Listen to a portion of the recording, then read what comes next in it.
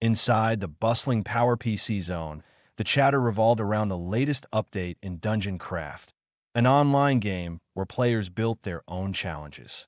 One player excitedly asked his friend if he had seen the new Conchi map on DC, only for the friend to scoff, implying he was late to the party. This friend, sitting beside him, boasted about Conchi's first place on the map right, achieving it solo. He admitted the map was insanely difficult, prompting his companion to remark that the creator, Conchi, wasn't human. Nearby, another gamer, Conchi himself, munched on sausages while overhearing them. His friend questioned him how he managed first place so quickly, though he suspected foul play, betting he used a bot, before questioning why Conchi, despite earning heaps of money, always ate the cheap PC zone food. Conchi simply defended the food's quality. Brushing off the suspicion, Conchi announced he'd secured first place yet again, displaying the ranking screen, and told his friend to prepare himself. The friend reacted with disbelief, calling Conchi a little brat for treating first place as a given, doubling down on the bot accusation. Conchi internally smirked. They weren't technically wrong. He mused that he was, in a way, an AI, finding his only real enjoyment within the game's world and the process of map creation. As Conchi left the PC zone, his friend wished him a good day. He reminded him not to forget to treat him tomorrow with his winnings. Conchi walked away, lost in thought. If ever asked why he was so obsessed with the game, the reason was simple. In the real world, he felt he could control nothing. Games offered an escape where tasks felt easy, unlike real life where everything seemed impossible. He glanced at the mundane, inefficient telephone poles lining the street. In the game, altering their form and size was just a mouse click away. Reality, however, wasn't so malleable. Lost in these thoughts, he didn't notice the truck speeding towards him. It was too bad, he reflected grimly, that in reality, even an object like a truck couldn't just be removed at will. The truck driver slammed on the brakes, tires screeching just inches away. Startled back to the present, Conchi muttered relief, thinking he narrowly avoided getting the classic Truck-Kuin Ice Guy special. The furious driver leaned out, yelling about whether Conchi had a death wish and demanding where he was looking. Unfazed, Conchi pointed towards the pedestrian crossing signal, which clearly showed the green walking symbol. The driver stared, bewildered, wondering when the light had changed. Sighing, Conchi continued walking, the frustration settling back in. If only he could manipulate real life like a game, everything would be so much more convenient. He could build the world he wanted. Just then, disaster struck nearby. A construction crane's hook snapped, sending a heavy steel beam plummeting towards the ground as people screamed warnings. Conchi saw a small girl standing frozen directly in the beam's path, his eyes widening in shock. He knew, however, that in this reality, the only thing he could truly control was his own body. Reacting instantly, he shoved the girl clear, taking the full impact himself. The girl sat stunned on the pavement, her ball rolling nearby, as Conchi lay crushed and bleeding beneath the steel beam. He gasped for air, his vision fading. The crushing weight, the pain, this was real life. Suddenly, he was falling, adrift in an unnerving darkness. He questioned where he was, feeling like he was in a black hole, wondering if he wasn't actually dead. A deep, imposing voice echoed, addressing him as mortal. A terrifying, shadowy entity with glowing eyes materialized before him, inquiring about his experience in the hell of oblivion and declaring it time to face reality. Conchi yelled back, demanding to know who the entity was and what this hell of oblivion entailed. The entity cryptically stated that death was merely a means for reincarnation. Conchi was baffled. The entity offered him a chance to recall his memories. Still confused, Conchi demanded it make sense. Ignoring his pleas, the entity, calling him the Oblivious One, commanded him to open his eyes. Conchi panicked as an unseen force assaulted his senses, his eyes transforming into demonic yellow slits. He screamed, finding himself standing abruptly in a grand, stone room. It looked like a castle. Catching his reflection, he saw a stranger staring back, a young man with horns, fangs, pointed ears, and sharp claws. Ichi recoiled, questioning if this was him, and if he wasn't dead after all. Had he actually been ice-guyed, just like in countless anime? The sensation felt too real. This was no dream. If so, then where exactly was he? He muttered aloud, asking himself who he was now. Before he could process further, a flash of blue energy erupted. His eyes widened in alarm as a spectral blade pierced his chest. He gasped, coughing blood. A demonic girl with long white pigtails, horns, and a sadistic grin appeared, taunting him, asking if he thought he was going to die. The pain was excruciating. She had pierced his sternum. He choked out, asking why she attacked him. The girl, Seldora, grinned wider, stating plainly that she hated him and was trying to get rid of him, of course. He stared in disbelief. She genuinely meant to kill him. As Seldora raised her weapon again, another figure intercepted the blow. Seldora angrily demanded why Tarm was interfering. Tarm, a composed male demon with white hair and horns, calmly admonished Seldora, telling her she shouldn't treat her brother this way. Kangchi, or Kella as he was apparently known here, felt his mind reeling. Brother? Who is this guy now? Tarm approached Kella, expressing pity that Seldora had bullied him again and offered a small bottle, urging him to drink.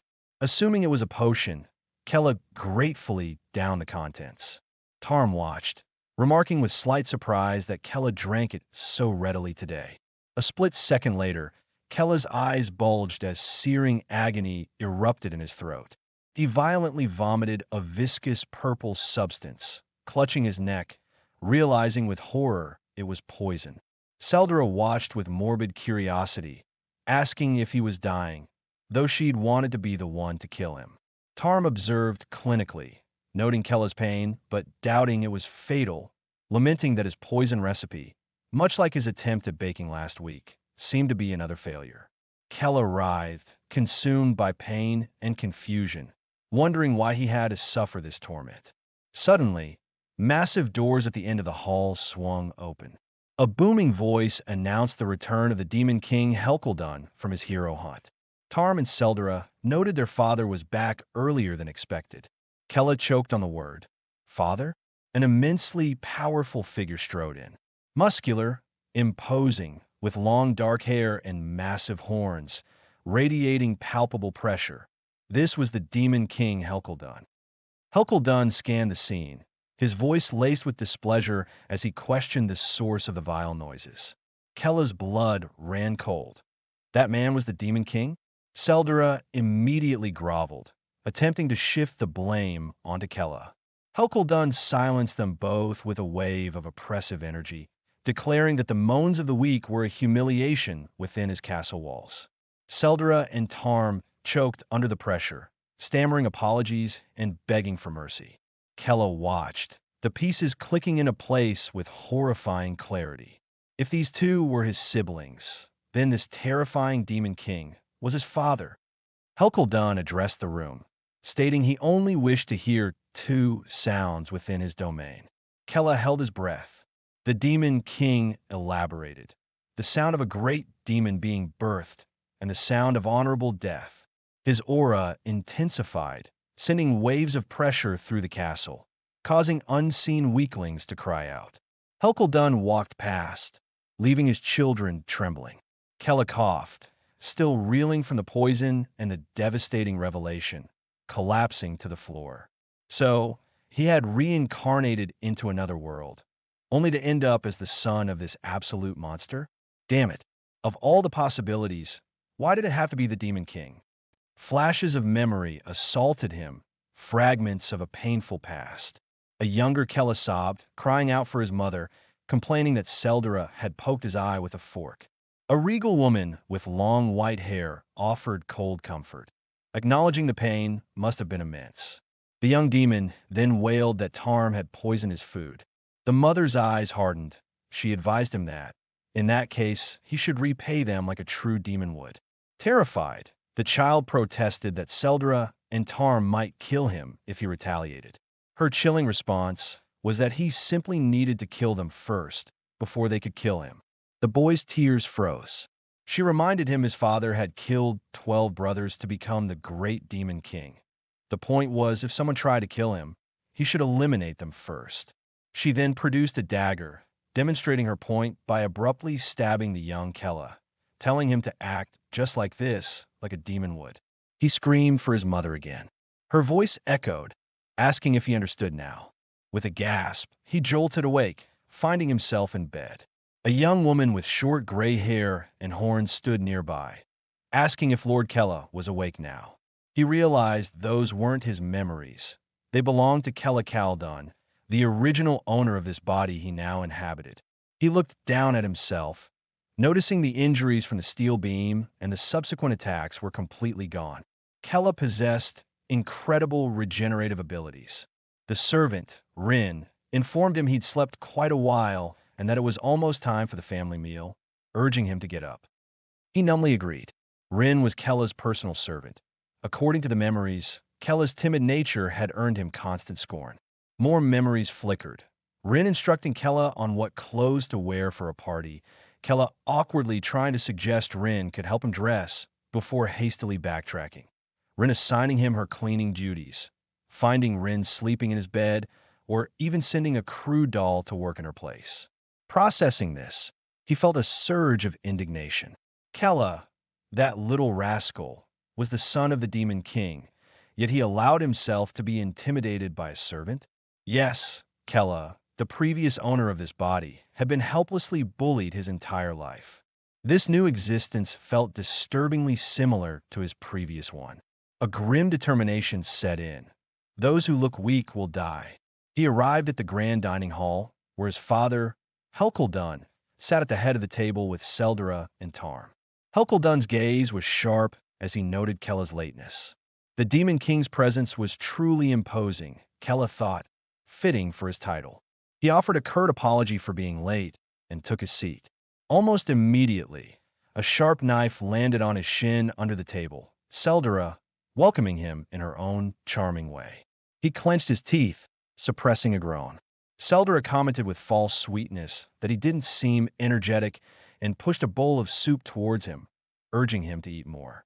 He tensed, acutely aware of the danger if they discovered he wasn't the Kella they knew. Forcing down his apprehension, he mumbled thanks and steeled himself. He took a spoonful of the soup Tarm had offered. The familiar, agonizing burn flared, poison again.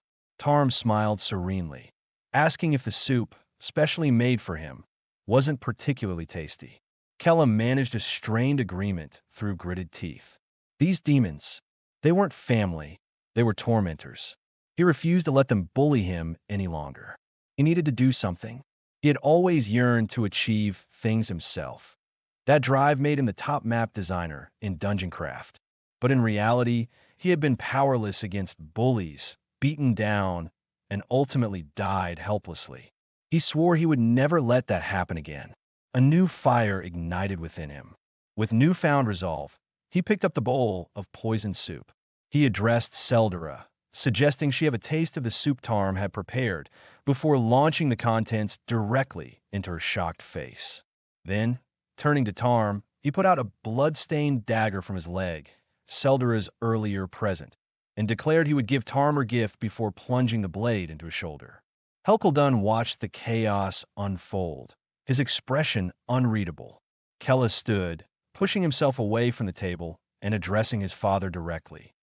He questioned why demons should gather for a happy family meal, then flipped the entire dining table over with a roar, declaring they'd all eat by themselves from now on. Seldra and Tarm stared, stunned. He grinned savagely, challenging them. "Let's see who wins this, you demons." Later, perched on an outer castle wall, Kella reflected that the outburst felt really great, even though flipping the table earned him a savage beating from his father that would have killed a normal person. Yet, thanks to his incredible regeneration, he had recovered completely in a short time. He flexed his demonic hand, feeling a strange, foreign strength coursing through him. He guessed he really was the Demon King's son, after all, and wondered just how strong this power could become. Rin approached, reminding Lord Kella it was almost time for his lesson on demonic power. He shot back, telling her to stop ordering him around. Rin looked bewildered by his sudden change in demeanor, probably thinking new Kella. Who dis? A lesson on demonic power. According to Kella's memories, it was among his worst experiences. Still, there was no reason to skip it. He arrived at the training grounds where an instructor waited with a group of young demons. The instructor noted Lady Seldra and Lord Tarm wouldn't be joining, but confirmed the rest were present. Kella recognized them instantly. These were the same demons from Kella's memories, the ones who relished bullying Kella like it was a game. One of them, a redhead, smirked and immediately charged, preparing an attack.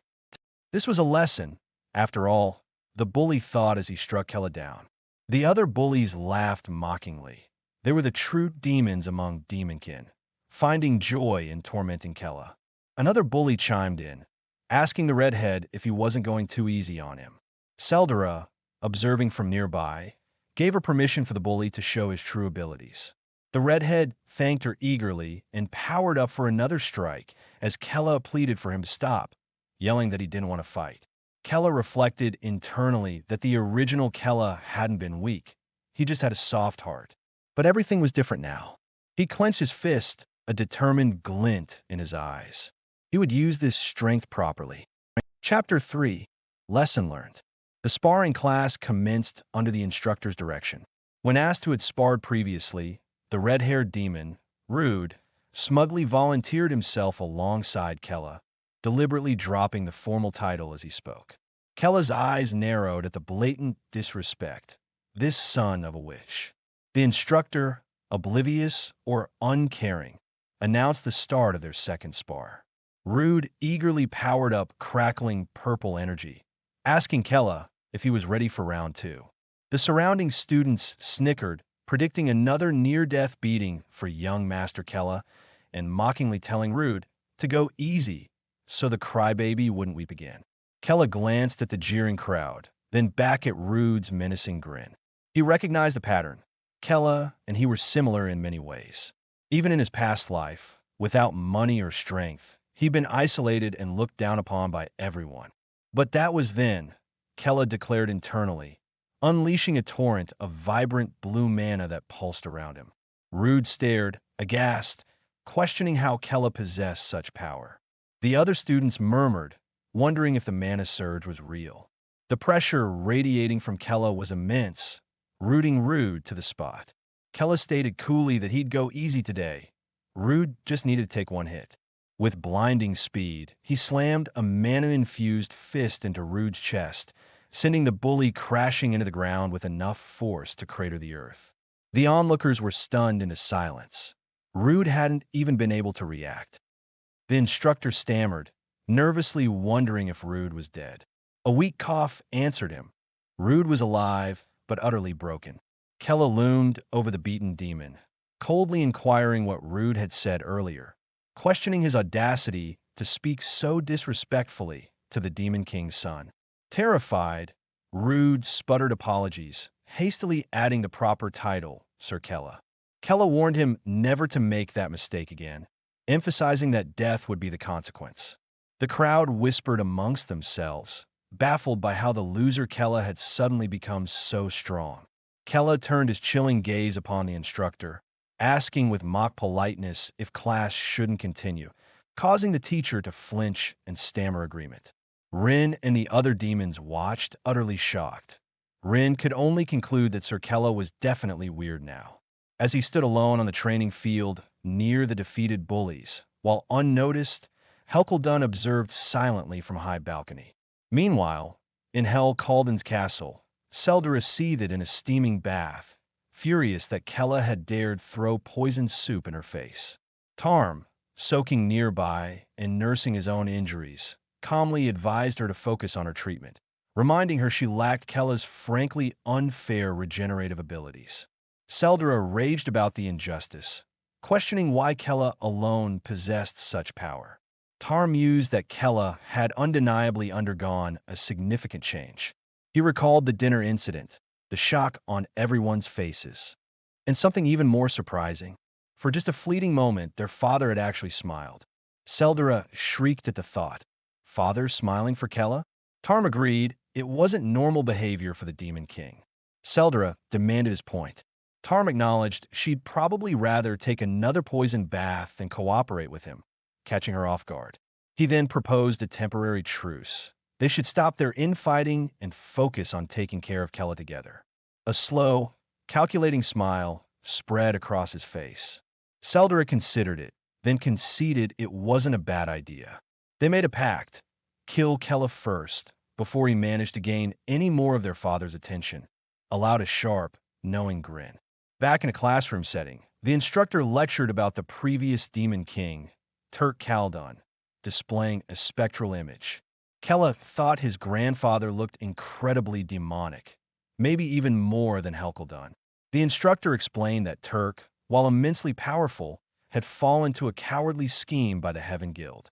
Since then, opportunistic human guilds have been encroaching on their borders.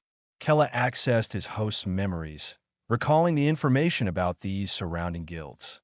It was because of these guild bastards he realized from Kella's despairing thoughts that escape from the castle was impossible. The idea of being trapped here forever was maddening. He refocused as the instructor declared that these guilds, under the banner of the Heaven Guild, were preparing an attack, urging the students to pour their hearts in a combat class to aid King Hell in wiping them out. The class erupted in zealous cheers for the honor of demons. Kella remained silent, contemplating. Later, sitting alone on a high castle wall, he knew he needed to find a way out of here. Staying meant risking death at any time from his own treacherous family. He called Rin over and confirmed his father was scheduled to leave on an expedition in 3 days. Did she know, he asked abruptly, that this castle possessed a significant weakness? Rin looked baffled by the non sequitur. He explained there was no map architect utilizing the terrain effectively. The guilds exploited these neglected territories surrounding the kingdom to launch attacks. Therefore, he announced his plan. Before his father's next departure, he would map the entire area. He would help his father destroy every last one of them. Then, he thought with a hidden smirk, it was time to prepare for his real escape. Okay then, Kella decided, steeling himself. It was time to officially begin the escape plan. This wasn't reality, he reminded himself. The limitations didn't apply. He could shape this map exactly as he envisioned. He whirled around, startling Rin with a sharp command to create a secret office in the castle basement immediately. Rin, taken aback, stammered about needing an office. Kella impatiently explained he required a space to work secretly, hidden from his father's prying eyes. Deep within the castle's torch-lit lower levels, Helkaldun sat, bathed in an ominous pink aura, his thoughts seemingly distant yet focused. Kella couldn't escape his eyes. The Demon King mused silently. Before it was too late, he needed to confirm something, needed to be certain about his son's sudden change. When Rin presented the hastily assembled office, Kella stared in dismay. It was little more than a dusty storage room. He demanded to know what kind of pathetic setup this was for the son of the great Demon King. Rin tearfully explained it was the best she could do in secret, but Kella cut her off, yelling at her to do it properly. He knew he had to treat her fiercely, sometimes to maintain control.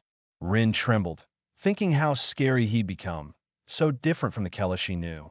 But she couldn't deny he also seemed much cooler now. Maybe she should try harder for him? Lost in thought, she jumped when Kella snapped at her for staring, demanding she fetch him a cup of coffee. Rin yelped an affirmative and scrambled out the reinforced door, muttering about coffee. Finally alone, Kella surveyed the dismal room and the map spread on the table. This Demon King castle, he thought, lacked strategic depth. It held no hopes or dreams for defense. Now, he declared, it was time to create his own map. Outside, Rin dashed through the corridors, still chanting about coffee, only to stop dead, utterly confused. What was coffee, anyway? That sounded like a skill issue on her part. Suddenly, heavy footsteps echoed. Helkaldun appeared, calling Rin's name. He confronted the terrified servant, demanding to know why she was in the basement without Kella. Where was Kella right now? Rin stammered, panicked, internally torn as Helkaldun pressed for an answer. Kella had asked her to keep this place a secret. Behind a closed door, Kella was completely engrossed in his work, sketching lines and symbols. This was actually fun.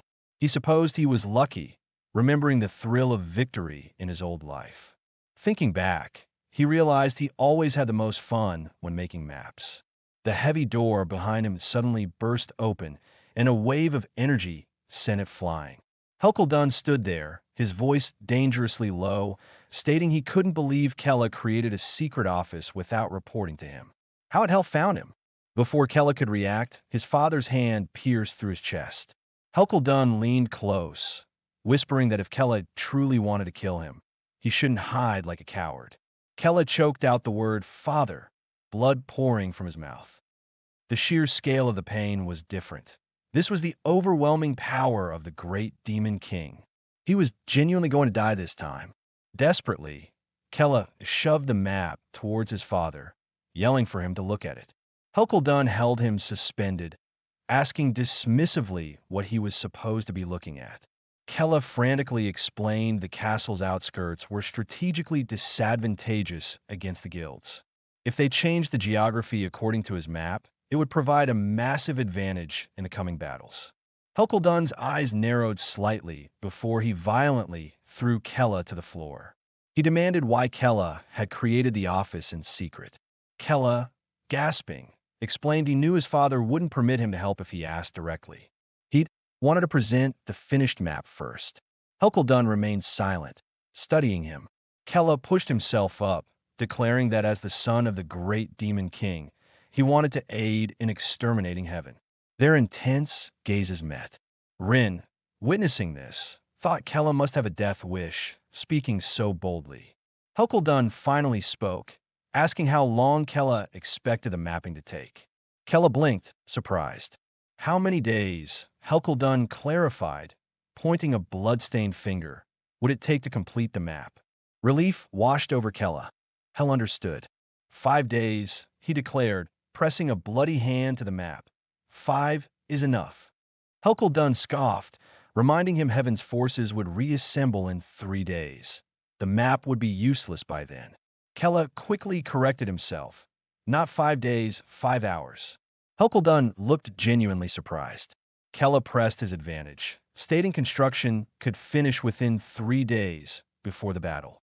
He pleaded, blood dripping from his chin, to be put in command of the plan. Dunn considered him intently, his expression unreadable. Very well, he conceded Kella could try to complete his map, but as he turned to leave, he delivered a final, chilling warning. If Kella was all talk, he would personally rip both him and his map to shreds. Kella readily agreed, trying to hide his pained winces. As the door closed, Kella allowed himself a triumphant, bloody grin. He did it. The adrenaline faded, and he immediately doubled over, groaning in agony before collapsing and vomiting blood. That demon, he thought weakly, Dunn was truly planning to kill him if he had no use.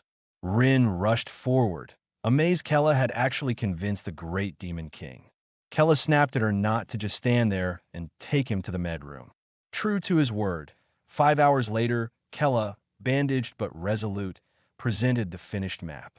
Immediately, the Demon King's forces mobilized, beginning extensive construction around the castle. Mages erected powerful illusion magic to cloak the area, transforming the surrounding geography without alerting their enemies. Just like creating a new map in the game, Kella mused, everything was proceeding according to his plan. At the Heaven Guild assembly point, however, panic erupted. Guildmaster Hermazin received the startling news. The demons were transforming the surrounding terrain. His subordinate confirmed they had detected illusion magic concealing the activity. Hermazin pondered the demons' strange actions, while his subordinate suggested attacking immediately to stop them. Hermazin dismissed the idea with a wave. It was useless this late in the game. In 3 days, he boasted Talcan, the strongest squad forged in Talua, would arrive. That elite unit, prepared over dozens of years, was finally complete. Hermazin laughed confidently. The demon's hasty 3-day preparations were meaningless. The great demon King Helcaldun would be defeated. He rallied his assembled troops, declaring their arrival at the Demon King's castle in 2 days. General Killman roared that the Talcan generation, after thousands of years, would finally end the Demon King's reign, ordering the charge to burn the castle down. One warrior praised Killman's incredible leadership. A younger soldier nervously asked Commander Srills if their hunt would truly succeed. Srills grinned fiercely. The Talcan squad was different from the other guilds. They would ensure the great Demon King was killed. High in the towers of the Demon King's castle, Helkeldun sat upon his throne, acknowledging that Kella hadn't been bluffing about the map's potential. He admitted to himself, flexing his clawed hand, that the plan wasn't perfect, but his own body was nearing its limits, leaving him little room to be picky. Tomorrow, he resolved, was the day he would finally settle the score with heaven. Below, the frantic construction continued under the mage's direction, the urgency palpable as they magically moved massive stone blocks. Demon laborers worked tirelessly, urged to break rocks and move faster. From a high window, Kella observed the progress alongside Rin, noting with satisfaction that everything was proceeding as planned. Still, he reflected, this felt vastly different from merely creating a map within a game. The power to actually reshape the physical land according to his will was intoxicating. Now, all that remained was to wait for the inevitable clash between hell and heaven. Tomorrow was the big day. The next day dawned, and the armies of heaven arrived, heralded by cheers for the Talcan squad, descending from the sky on Dragonback. Guildmaster Hermazin formally greeted the Talcan leader, who declared his elite squad ready for the Demon King's defeat. Hermazin agreed enthusiastically, ordering the immediate advance towards the castle. The Talcan leader roared, rallying his soldiers to bring victory to Talua.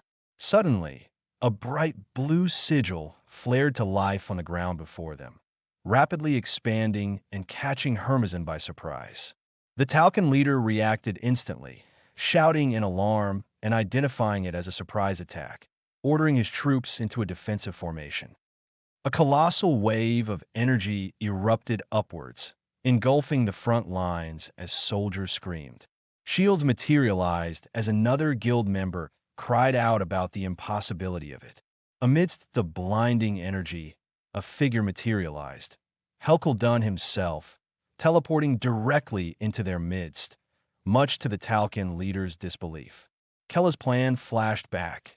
He had explained to his father how he'd removed Heaven's surveillance barrier over the castle, enabling unrestricted teleportation magic. Helkeldun had considered the implications, teleporting directly into the enemy base. Seldra had protested vehemently, echoed by Tarm, who insisted it was too dangerous, even for the Demon King. Helkeldun had coldly questioned their doubt in his power. They had stammered, trying to mention his recent injuries, but he silenced them, declaring the final decision was his alone. His plan was set. Tomorrow, he would begin his assault from the heart of Heaven's base and kill every single one of them. In the present, the Talcan leader furiously accused Helkeldun of catching them off guard, vowing they, the mighty Talcan, would make him regret it. He ordered a full-scale attack. Helkeldun met the charge unflinchingly, unleashing a devastating counterblast that tore through the battlefield. From a high vantage point, Kella watched the chaos unfold. He had gathered all the forces. The preparations were complete.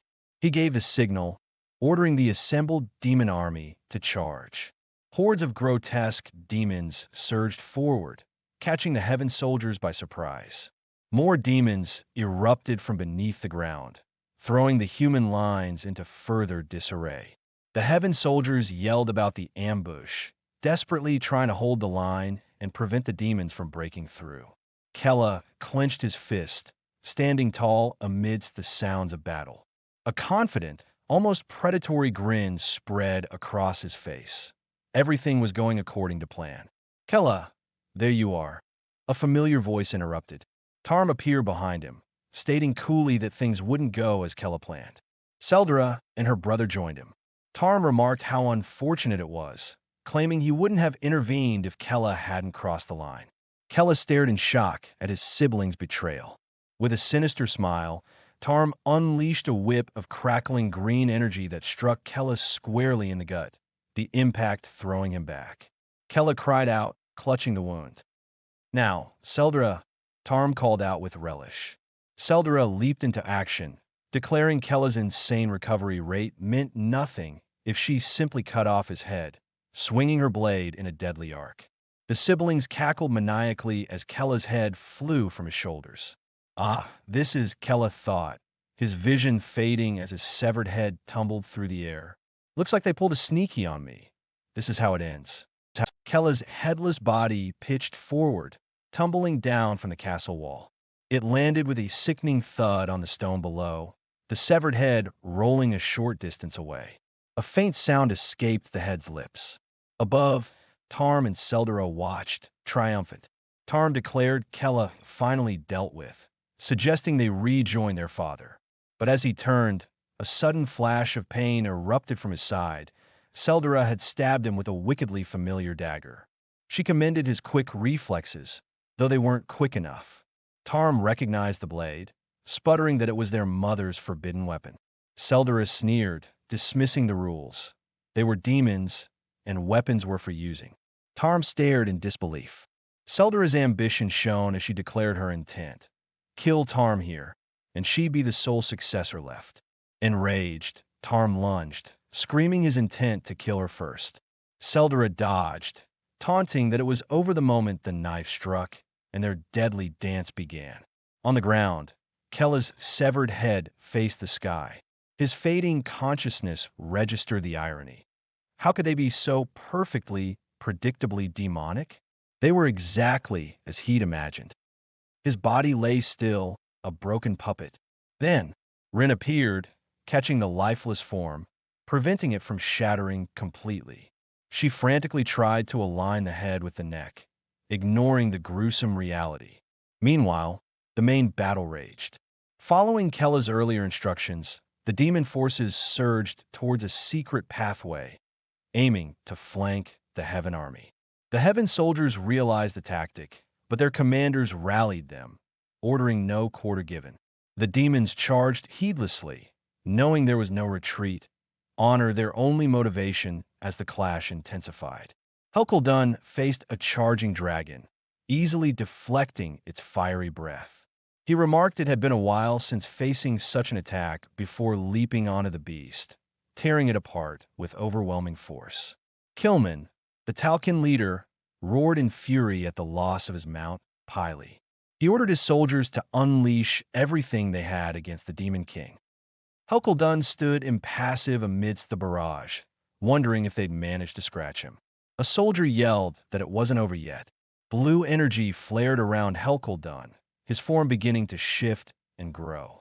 He transformed, revealing his terrifying final form. The Heaven soldiers recognized it from legends, a sight confirming the Demon King's true power. Fear paralyzed the ranks. Commander Srills desperately urged them to focus, though she herself trembled, unable to stop shivering before such might. No wonder the others couldn't move. Helkuldun surveyed the battlefield. He acknowledged the plan's flaw. Teleporting directly into the enemy base left no path for retreat. That was the downside, but he hadn't mentioned it. The Demon King doesn't consider escape routes. Perhaps Kella had considered it too. Regardless, it wasn't important now. He just needed to kill them all. Kilman yelled that Helkuldun was going all out, ordering his men to put their lives on the line. The Demon King's power gathered, promising annihilation. Back in a hidden passage, Rin held Kella's head to his body, pleading desperately. A flashback intruded, Kella instructing a disgusted Rin to reattach his severed arm during regeneration experiments. The arm healed, though scarred. Rin asked if it was done.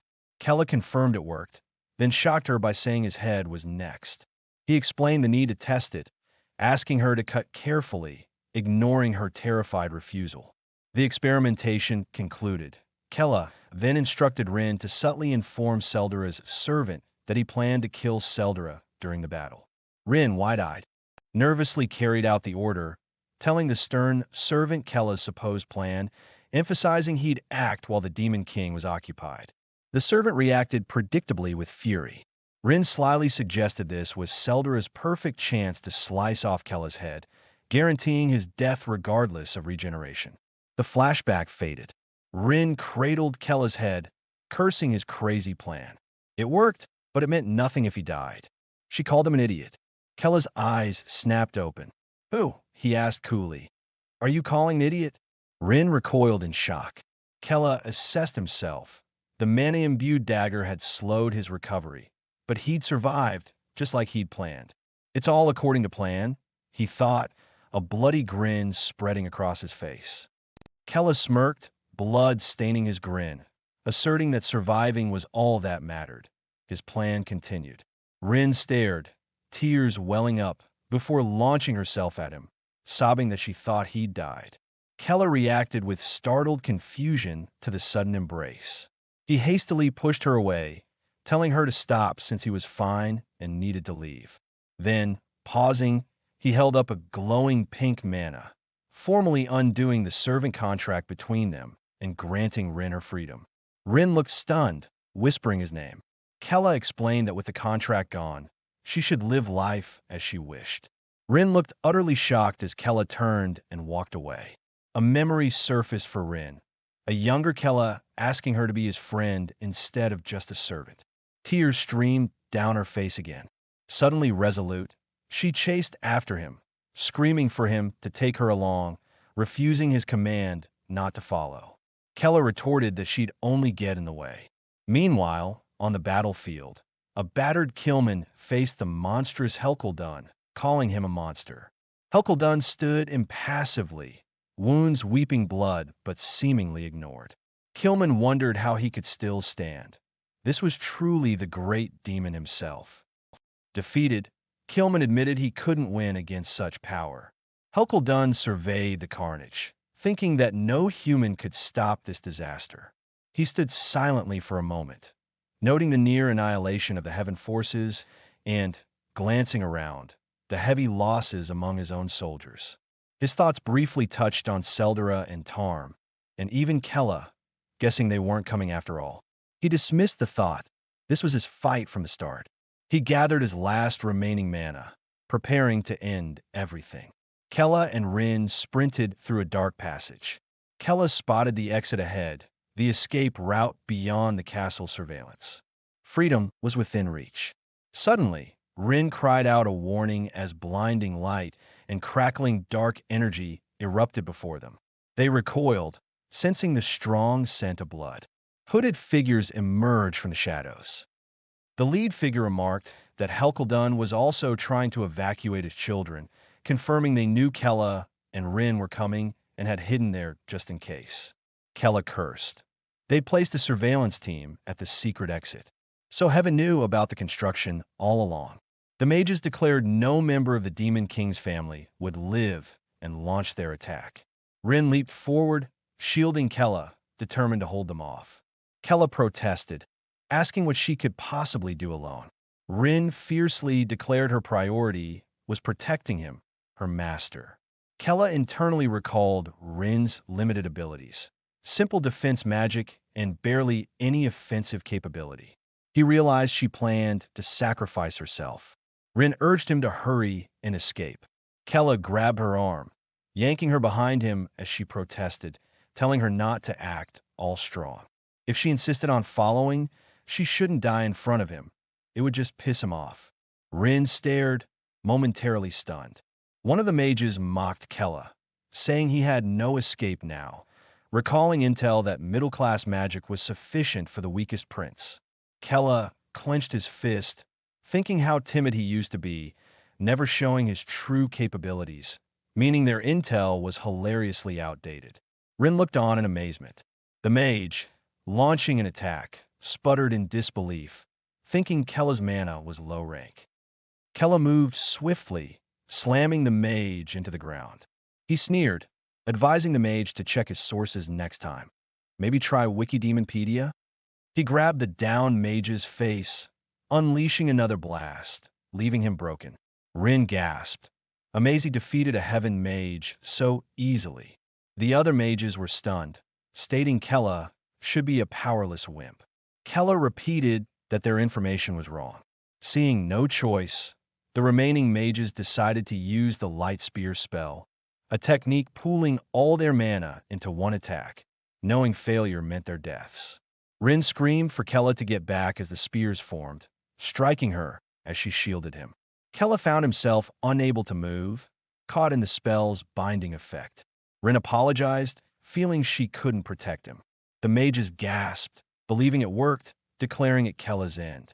One mage then suggested they deserved a reward, asking if Rin wouldn't be fun to play with. Rin cursed them, declaring she knew everything they'd done to demons. The mage silenced her, holding a blade near. Kella grit his teeth. Even humans here treated others like objects? The mage turned, intent on killing the Demon King's little baby first. Kella felt despair. The exit so close. Enraged, he was nearly there. The mage lunged, shouting for Kella to die. Rin screamed his name. Kella froze. A strange feeling washed over him. Something was coming. Kella remained frozen, stunned by the light spear spell. A peculiar feeling washed over him. Someone powerful was approaching. Suddenly, a spectral, purple-tinged figure appeared before him. The presence of his father, Helkuldun. Kella wondered, shocked, if the battle was already over. The apparition of Helkuldun acknowledged that Kella's plan might now be ruined. Helkuldun's voice seemed distant as he explained that he had fought countless times and considered every possibility. Kella, confused, asked what he meant. His father continued, describing Seldur's selfishness and Tarm's lack of true ambition. Impatient, Kella demanded to know how his father was even there. Helkuldun revealed the unique ability of a Demon King, to pass his mana down to his bloodline just before dying. Kella reeled from the implication. Helkuldun stated that, although briefly, he had seen Kella as the best candidate to be a proper Demon King. Kella frantically denied it, insisting his father was mistaken. Helkuldun declared his intention, preparing to pass down all the mana left in his body directly to his son, Kella Kaldun. Kella screamed, telling him to stop. Helkuldun addressed his son one last time, instructing him not to mourn, but to embrace the ruthlessness of a true demon. Miles away, on the ravaged battlefield, Helkuldun's imposing final form finally dissipated. Commander Srills gasped his name, declaring the Demon King dead. She acknowledged General Killman's sacrifice had made it possible, tears welling for her fallen leader. The remaining Heaven soldiers echoed the news in disbelief, then erupted in cheers, proclaiming Helkuldun's death and their victory. They believed they were the victors now. Back in the passage, Kella cried out as immense power surged into him. The light spear spell, unable to contain the influx, shattered. Rin stared, astonished that Kella's mana had dispersed the attack. The remaining Heaven mages wondered frantically about the sudden, massive increase in his power. Kella managed a weak, pained laugh, processing the influx of power and the undeniable confirmation that Helkuldun was truly dead. His escape plan had worked, just not entirely as he had planned. The mages, realizing they were out of mana, decided retreat was their only option. Kella pushed Rin protectively behind him. He felt an overwhelming void of darkness. The power Hell had gifted him, warning the mages not to come closer. He coldly asked them what vile things they had said to Rin earlier, dark energy swirling violently around him. With chilling certainty, he declared that they were the true demons, unleashing a devastating blast. The mages were torn apart by the raw power, left broken on the floor. Kella acknowledged the immense strength as Hell's power, but felt his own body straining under the unfamiliar load, unable to handle so much just yet. He turned to Rin, asking if she could move. She affirmed she could. He instructed her to get moving, and they ran toward the exit. He silently thanked Hell. Because of that power transfer, he could finally escape the castle. They burst out into the bright sunlight of the world outside. Kella stopped, breathing the open air, realizing he was finally free. A slow, genuine laugh escaped him. He could go anywhere now, live a life he wanted. Suddenly, a brilliant beam of light shot down from the sky. Kella stared, confused by the phenomenon. Rin recognized it instantly, shouting that it was a teleportation spell. Kella looked alarmed, reaching out desperately for Rin to take his hand. But she was too far. The light intensified, engulfing Kella completely and pulling him skyward. Far below, the light deposited him high above a sprawling, unfamiliar island city surrounded by water, descending rapidly towards it. Completely disoriented, Kella frantically wondered where on earth he was. Chapter 9. Welcome to Arsal. Disoriented by the sudden teleportation, Kella frantically questioned their location. Rin, equally surprised but recognizing the magic, addressed him tentatively. Kella remarked that he hadn't known Rin could use teleportation magic, but she clarified it wasn't her doing. She explained it felt like an alarm spell their father had placed on them, activating upon his death. Rin then noticed, surprised, that all her wounds had healed. Kella surmised they must have spent roughly 3 days within the teleportation space, allowing time for recovery. He understood now. Helkeldun had intentionally designed the spell to heal them during emergencies. Rin marveled that it was a healing and teleportation spell combined into one powerful failsafe. Kella mused that placing such protective spells perhaps showed a sliver of parental concern from his father. Rin softly asked if this truly meant the Demon King had passed away, which Kella confirmed as they walked. Internally, Kella smirked. His father's death went just as he had planned, though the method was unexpected. Rin then turned to him, earnestly pleading for him to become the next Demon King. Kella glanced back, questioning why he would do such a thing. Rin insisted that seeing his recent changes, his power, his decisiveness, even freeing her, convinced her he was the one truly fit for the throne. She vowed to serve him faithfully until he claimed his title. Kella paused, thinking she completely misunderstood his goals, but sighed and agreed, reasoning that he lacked manpower anyway, and her help, however misguided, was useful for now. Rin asked him to wait. They approached a grand, unfamiliar structure.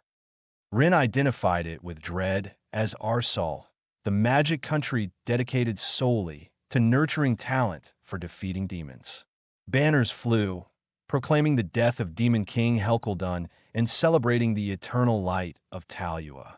Kella stared, aghast at ending up in the heart of enemy territory. He worried about what would happen if they were discovered. Rin quickly suggested using transformation magic before they were seen. Kella agreed, adopting a disguise alongside her. Even the original, weaker Kella could manage transformation magic. Now clad in simple cloaks, Kella asked Rin to tell him everything she knew about Arsal. She explained it was a small island nation on Talua's eastern border, blessed by a giant sea cryptid named Watergore, affectionately nicknamed Willy by locals probably.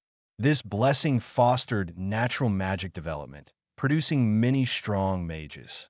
As a country under Talua's control, Arsal had been a long-standing enemy of the demons. Kella absorbed the information, pondering why his father would send him to such a dangerous place. Rin, still processing, nervously asked why he'd walk in the capital after hearing all that, urging him to run. Kella coolly stated that running away required preparation first. He knew magic was crucial to achieving his dreams in this world, and in Arsal, everything ran on magic. It was even used in common buildings, some of which floated ethereally. If he could learn magic here, he could build even more elaborate things than in the game. Just then, Rin's stomach growled loudly. Kella suggested they eat first, spotting a food stall. Rin eagerly tried the famous magic dish of Arsal, declaring it delicious. She excitedly pointed to another stall, then another food item, equally delighted. Kella briefly considered ditching her there while she was distracted by snacks. Rin then suggested visiting a magic bar to relax. Inside the noisy tavern, a man announced drinks were free to celebrate the Demon King's subjugation. The crowd cheered wildly for Commander Srills, hailed as the hope of Arsal and the greatest mage of Talcan. Kella and Rin found themselves swept up in the revelry, both getting tipsy despite being lightweights. Kella conceded, leaning against Rin slightly, that maybe taking a break wasn't so bad after all. Just then, Shrills noticed them. The flushed pair raised their mugs. Shrills smirked, observing the seemingly interesting couple that had stumbled into her celebration. The celebration proved too much for Kella, who found himself emptying his stomach in an alley. Rin scolded him for drinking excessively when he couldn't handle alcohol, especially at a festival celebrating his own father's demise, reminding him that drinking was his idea in the first place. Their bickering was interrupted by shouts announcing a new S-rank quest. Kella wondered about the commotion, while Rin found it unbelievable, given the Demon King was supposedly dead. She recalled that hunting Helkeldun had previously been the sole S-rank quest. Curiosity piqued. Rin dragged Kella towards the rapidly forming crowd. A new wanted poster was being displayed, depicting Kella himself. Murmurs spread through the crowd about the Demon King's children surviving. Kella and Rin stared at the poster in shock. Rin confirmed the image was indeed Kella. Outraged, Kella yelled, questioning why he had a bounty now that his father was gone. Rin quickly clamped a hand over his mouth, laughing nervously and explaining to the onlookers that her companion was simply very drunk. The crowd dismissed Kella as the weakest prince, assuming the quest would be easy, more like a B-rank job, with many hunters likely eager for the reward. Kella scowled, realizing he needed to keep a low profile. He told Rin they needed to leave. Rin agreed, suddenly unsure how to address him publicly without revealing his identity. After a moment's thought, Kella told her to call him Chiwu. Rin repeated the strange name, confused, but Kella insisted. He noted grimly that people realizing he was alive this quickly was bad news. They needed supplies before leaving Arsal, Rin readily agreeing, addressing him as young Master Chiwu. Just then, Shrills approached, asking if the rumors of another S-rank quest were true. Kella and Rin nervously confirmed they'd only glanced at the notice. Kella remembered the tavern cheers, identifying Shrills as the hope of Arsal, clearly an important figure. Shrills took a long drink, muttering about the Demon King's son still being alive and cursing those damn demons. Kella attempted to downplay the threat, remarking that Kella was supposed to be weak anyway, with Rin quickly agreeing it wasn't a big deal. Shrills eyed them sharply, making them both flinch. She leaned in, questioning how it won't be a big deal that the Demon King's son lived. She added that she'd noticed earlier how they smelled rather strange. Rin panicked internally, certain they were caught. Shrill's expression turned menacing. Then, her face broke into a wide grin as she declared they must be travelers needing a bath, inviting them to her place to wash up and drink more. Smelling like adventure, or maybe just BO, she didn't specify.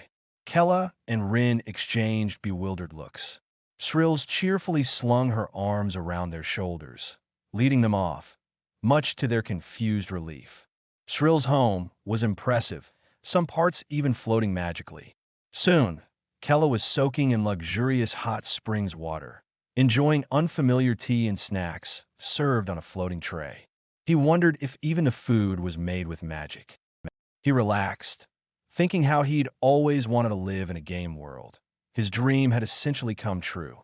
This ice sky life wasn't half bad, he mused contentedly. Elsewhere in the bath, Rin was internally frantic, telling herself to get it together before she was discovered. Shrills, also bathing, cheerfully asked Rin if the tub wasn't nice. She inquired why Rin seemed so nervous, jokingly asking if she was a demon who'd been caught. Rin forced a loud laugh, denying it vehemently. Shrills then produced a glowing orb, saying she'd use a scent to help Rin relax. Rin immediately recognized the holy element aura, the worst possible thing for a demon, realizing it drained mana and would break her disguise spell. She silently screamed for Kella's help, while Kella remained blissfully unaware, sipping his tea. Continuing her monologue in the steaming bath, Shrills confided in Rin, expressing a belief that all her suffering would cease once the Demon King died. Rin, still feeling the effects of the holy scent, desperately wanted to leave, covering her mouth and telling Shrills to stop talking so much. Shrills, ignoring Rin's discomfort, mentioned how she was designated to become a mage from birth as she started with her flashback. Overwhelmed, Rin suddenly burst from the water, sputtering that Shrills could reminisce later. She needed the restroom immediately and dashed out. Shrills watched her go with a knowing smirk, guessing the holy scent hadn't agreed with her. Rin found Kella outside, looking far too relaxed after his bath. She frantically recounted the near disaster, explaining that the hot spring water was fine, but Shrills used a holy scent, nearly undoing her disguise. She stressed how potent holy elements manifested by advanced mages could drain a demon's mana. Kella acknowledged the close call, then cheekily suggested taking another bath before leaving, earning an exasperated glare from Rin. Just then, Shrills emerged, fully dressed, questioning their sudden desire to leave after agreeing to a second round. Rin stammered an excuse about needing to go. Shrills, however, tempted them, asking if they weren't curious about drinks and dishes made with magic, dangling a glowing blue orb temptingly. Kella's ears perked up at the mention of food magic. He readily agreed to the second round, dragging a protesting Rin, who muttered his real name under her breath, along with the enthusiastic Shrills. Later that night, mages gathered stealthily outside Shrill's residence under the full moon. They confirmed the presence of demons, specifically noting the Demon King's child was inside, a rare opportunity they couldn't miss. Inside the seemingly normal house, Shrills served Kella and Rin drinks, asking their opinion and casually mentioning they were made with holy water. Both demons forced down the drink, feeling an internal burning sensation. Kella cursed inwardly, disappointed after getting excited about food magic. Shrills then picked up her earlier conversation with Rin, speaking of the life she'd lived.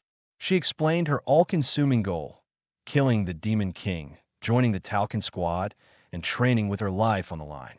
She lifted her shirt slightly, revealing a harsh scar across her abdomen received during a past test. Kella noted he hadn't seen that scar earlier.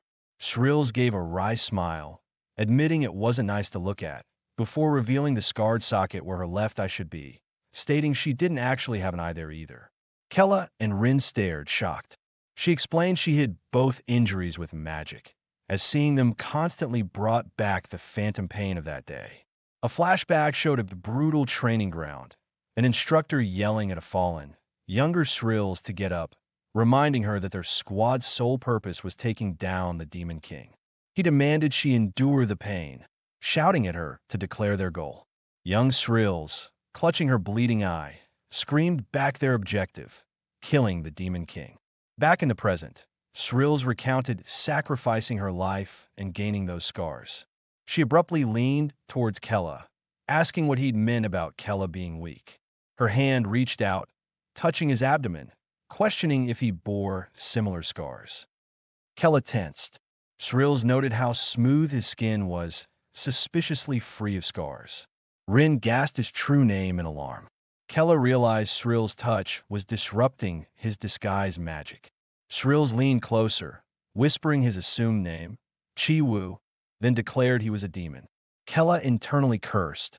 She had known. Suddenly, white rats swarmed across the floor. As they transformed to armored mages burst violently into the room. Shrills reacted, acknowledging the mage's arrival. Kella and Rin instantly suspected a trap. Shrills calmly greeted the intruders, confirming they were all there. The lead mage pointed to Shrill's revealed scarred eye, declaring Heaven's intel correct. She'd been hiding her true self.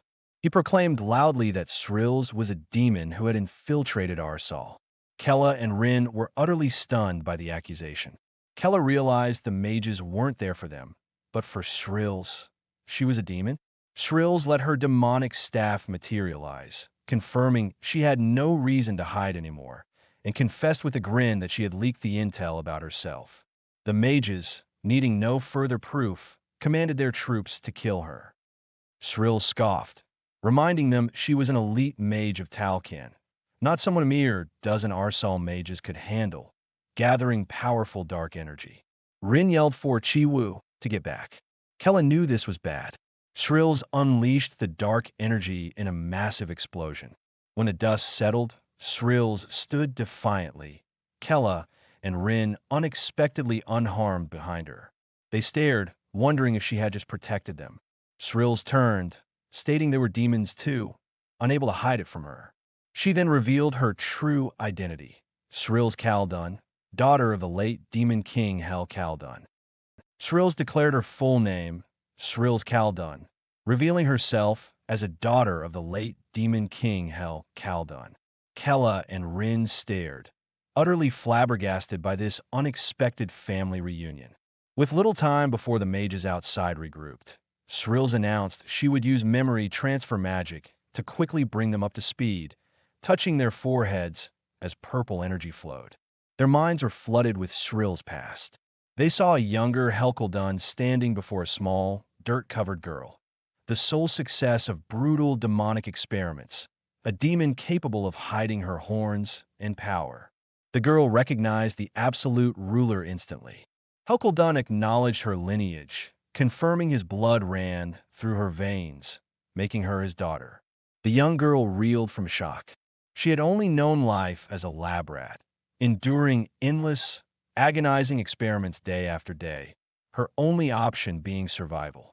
All the other children created alongside her had perished. She had expected to die, just like them. Yet, here stood the Demon King, claiming her as his daughter. Overwhelmed but resolute, she declared an honor.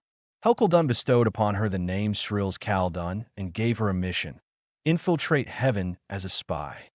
Young Shrills readily accepted, willing to do anything for the father she had just met.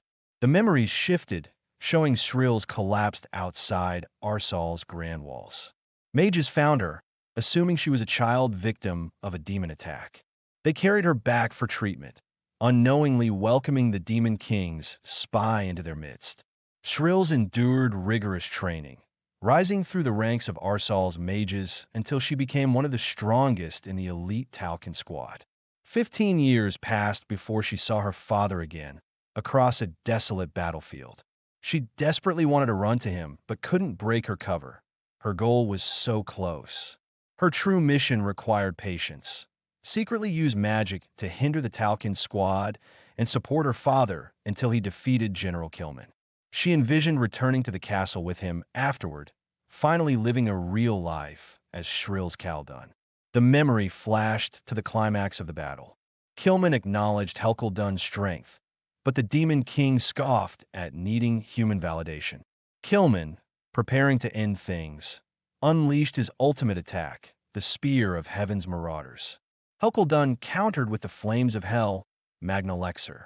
Shrills cried out in horror as the overwhelming energies collided. In that instant, she heard her father's voice telepathically. He called her name, Shrills Khaldun, his daughter, giving her one final command: serve the next Demon King as she had served him, protecting him until the very end. The explosion consumed Helkaldun. Shrills watched in anguish as her father disintegrated. With backup forces arriving, Shrills had no choice but to return to Talua. The entire continent celebrated the Demon King's death, a sight Shrills observed with cold detachment. She retired from Talcan, returning to Arsal, her second home, the place her mission began. She vowed to start anew, dedicating herself to avenging her father by destroying his enemies, starting with Arsal itself. The memory transfer ended. Rin stammered, finding it impossible to believe Shrills was the Demon King's daughter. Kella internally groaned. Just when he thought he was free of his psycho siblings, another one pops up, though thankfully not blood-related this time. Shrills stated she wouldn't force their cooperation, but issued a stern warning. Arsal, the magic country, was a core threat. As the last hope of the Demonkin, Kella's survival depended on Arsal's destruction. The longer it stood, the sooner he would die. Kella clenched his fist, realizing she was right. Mages were crucial forces, and leaving Arsal unchecked put him directly in danger. Outside, the lead mage rallied his forces, eager to claim credit for capturing Shrills before reinforcements arrived after hearing the earlier explosion. He ordered them to attack with full power. Kella noted bitterly that these mages attacked without hesitation, even when they likely assumed Kella and Rin were fellow humans. Rin noticed a change in Kella. Small, glowing horns erupted from Kella's head as he smirked, declaring this was simply self-defense. Shrills gasped, shocked. The energy radiating from Kella was unmistakable. It was their father's power. That night, Kella and Shrills unleashed an endless battle upon Arsal. Kella reflected that to the horrified Rin, it must have looked like an outright massacre. But for Shrills, Arsal was a second home. She knew its layout intimately. With ruthless efficiency, she destroyed the main government facilities and the Magic Academy. Kella, tapping into Helkeldun's mana, dealt swiftly with the power-drunk fools still celebrating the festival, cutting them down without mercy. Their combined demonic power proved overwhelming. The nation of magic, Arsal, was swiftly taken down, its structures crumbling under relentless assault.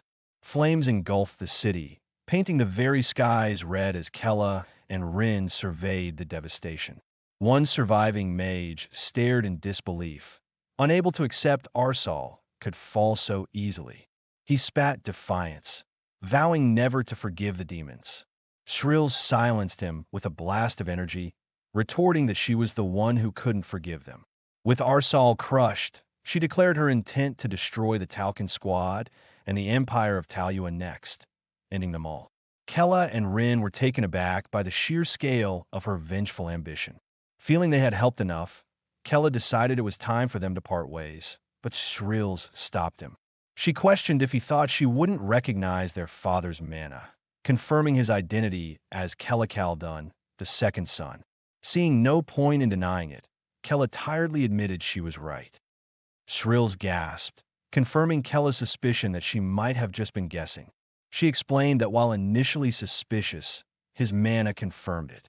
She clarified she wasn't a traditional daughter, but a mutant created from their father's blood aura, acknowledging Kella as the true bloodline.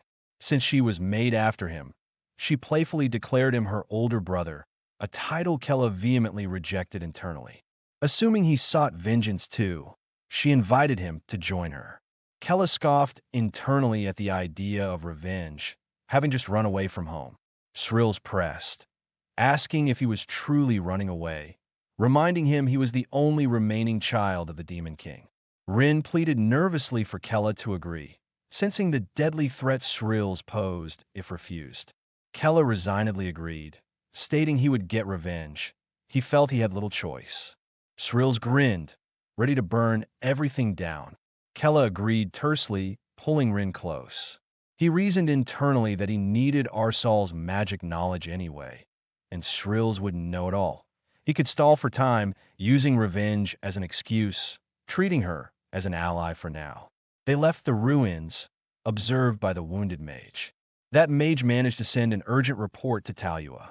An advisor informed the great king of Talua about the message. The king, interrupted during his meal, demanded to know the urgent news. The advisor reported that Shrills was confirmed a demon. Arsal mages tried to eliminate her. But Kellacaldun appeared and burned Arsal to the ground alongside her. The king slammed his fist down, enraged. The Demon King's son was an Arsal? The advisor, Hayden, suggested Kella likely had connections to Shrills. The king fumed. Shrills being a demon was bad enough, but Kella destroying Arsal? If this got out, they'd be a laughingstock.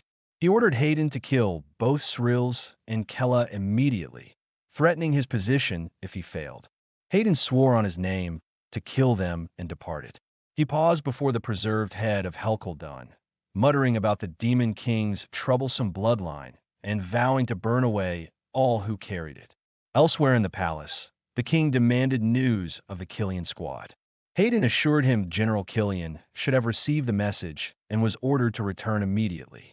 Hayden considered Killian the best knight, surpassing even the deceased Killman, and absolutely necessary to hunt down Kella and Shrills.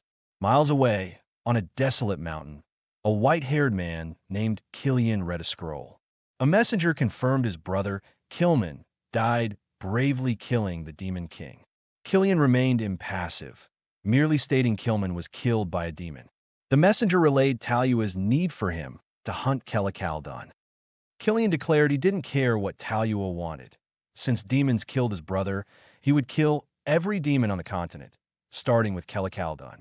Killian, consumed by vengeance for his brother's death, vowed to slaughter every demon on the continent, starting specifically with Kelakaldun. Later, around a crackling magical campfire, Kella, Rin, and Shrill shared a massive roast.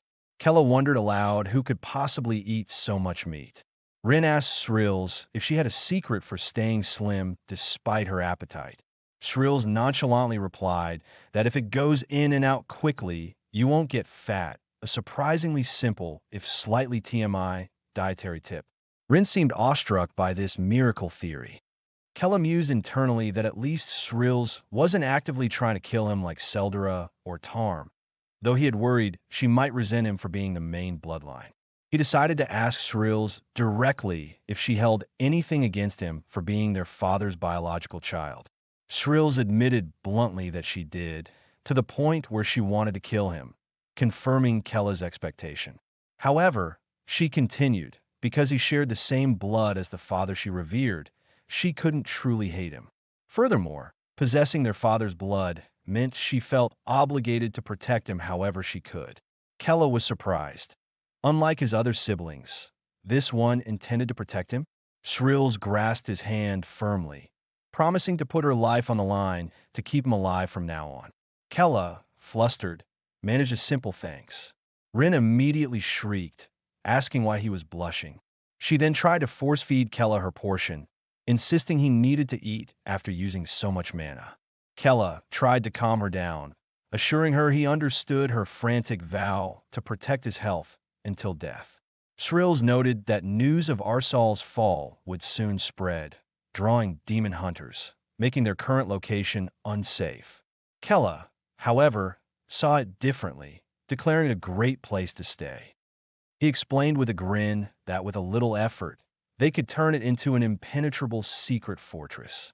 Following Kella's plan, they altered the terrain, creating a hidden base.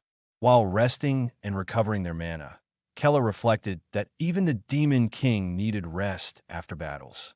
Shrills, having expended even more energy, needed a longer recovery period. They recuperated safely within their newly constructed fortress. Meanwhile, back in Talua, a herald announced the arrival of Talkin's second squad, the Talkin of White, led by Killian. The king remarked that just looking at them gave him goosebumps. He welcomed their return, calling them his strongest squad. A squad member named Deed complimented Killian on his rapid increase in strength, suggesting General Killman would have been pleased. Another member, Audria, loudly scolded Deed for his improper tone, prompting Deed to note her usual loudness. A scarred warrior, Kalka, asked Killian if they must heed the king's summons, adding that killing Kelakaldun now wouldn't satisfy his anger. Killian apologized to Kalka, stating he first needed to show something to Curdly, a cloaked woman. Inside the palace, Killian led his squad to the preserved head of Helkaldun. Killian identified the head as his brother's killer. Deed muttered disgust, hushed by the others. Killian asked Curdly if the tracking spell would work with just the head. Curdly affirmed it was possible. The bloodstains would allow her to search for those of the same bloodline, channeling magic towards the head. Killian addressed the head directly, telling Helkaldun to keep his eyes open and watch what they were about to do. The lifeless eyes seemed to glint. Back at the fortress, Shrills, now recovered, declared it was time to hunt the bastards, anticipating the imminent arrival of Talkin's second squad. Rin questioned the name. Shrills explained that Talua never truly expected the first squad, Killman's, to succeed against the Demon King. They were essentially an experiment. The squad Talua poured its real strength into was the second squad, the Talkin of White, led by Killman's younger brother, Killian, and composed entirely of combat geniuses. Kella processed this, asking if Killman, his father's killer, was weaker than this new squad. Shrills admitted reluctantly that they were indeed far stronger than Killman, though she couldn't estimate by how much. Kella's expression hardened as he prepared to face this significantly more dangerous threat. Shrills grimly confirmed the Talcan of White were far superior to Killman, their true skill unpredictable. Kella's expression remained steely, considering the implications. Rin, ever practical and easily panicked, worriedly asked how they could possibly invade Talua against such foes. Shrills explained the elite squad had been in isolation training, requiring time to reassemble, making an immediate strike on Talua necessary. Kella countered, noting Talua's vast size compared to Arsal. Mere luck wouldn't secure victory this time. He offered a different approach, reminding Shrills that the squad hunting him was likely already assembled due to the urgency of his bounty. Attacking Talua now, just the three of them, was nonsensical. They needed to develop an army and build their own base first. The mention of an army and base caught Shrills and Rin by surprise. Kella elaborated, envisioning an army capable of matching the Talcan of White and a base impenetrable even to Talua's forces. He declared, with a flash of manic energy, their goal, constructing the strongest dungeon imaginable. Both Shrills and Rin were stunned by the concept of building a dungeon. Kella stressed they couldn't gamble on uncertain battles, lest they end up like his father. He reiterated the plan to create the ultimate dungeon and then wage war against Talua. Shrills readily agreed, impressed by the strategy she expected from her father's son. Kella mentally patted himself on the back for pulling that idea out of thin air. Eager to begin, Shrills mentioned knowing some demons they could recruit and declared they should go find them. She and Rin cheered enthusiastically for the coming war, much to Kella's mild bemusement. He acknowledged internally that this plan was primarily a stalling tactic. His true ambition remained creating his own perfect, uninterrupted world, like a game map made real. Stealing his resolve, Kella asked Shrills about the trustworthy demons she knew. He specified needing someone with extensive knowledge of geography and terrain for their first recruit. Shrills pondered for a moment, then brightly announced she knew just the demon and urged them onward. As they journeyed through the mountains, Kella began studying Arsal's magic from a book Shrills provided, Rin peering curiously over his shoulder. The magic seemed complex, something he shouldn't have grasped so quickly, but his Demon King blood accelerated his learning significantly. He felt a sense of accomplishment, learning and using magic with his own hands, feeling closer to his ultimate goal. 4 days later, they arrived in a barren, desolate landscape. Kella questioned why any demon would live there. Shrills explained grimly that the land hadn't always been this way, not until Talcan forces staged an ambush here. Kella and Rin exchanged confused glances. Shrills suddenly warned them both not to move.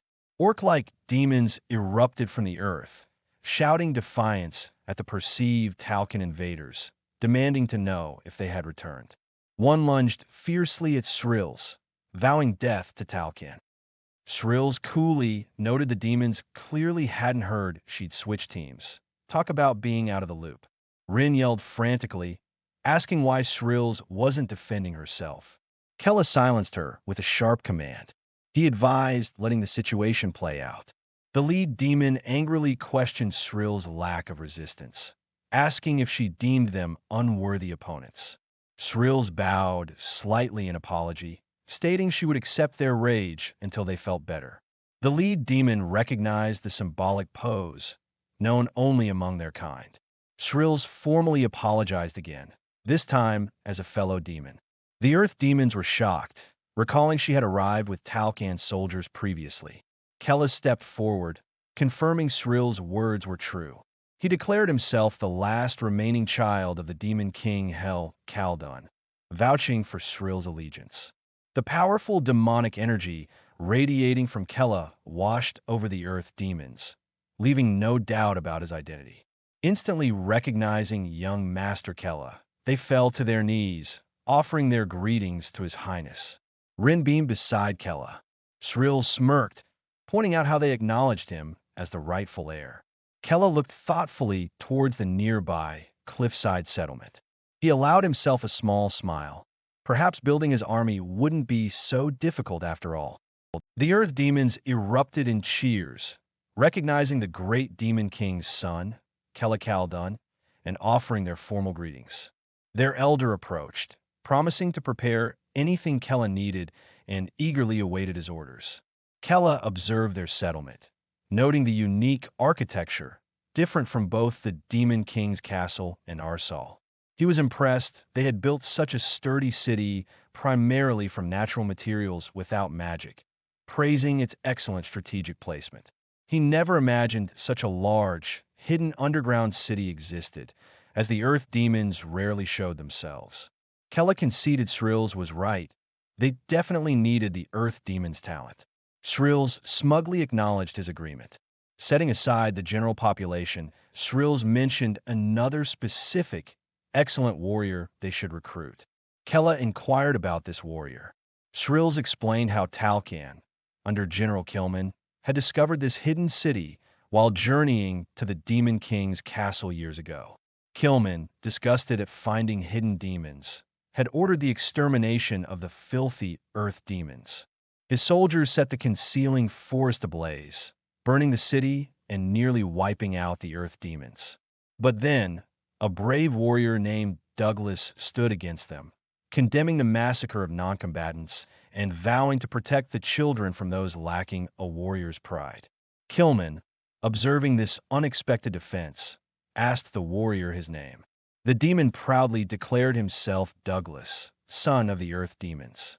Kilman noted the name, lamenting that such a warrior wasn't born human.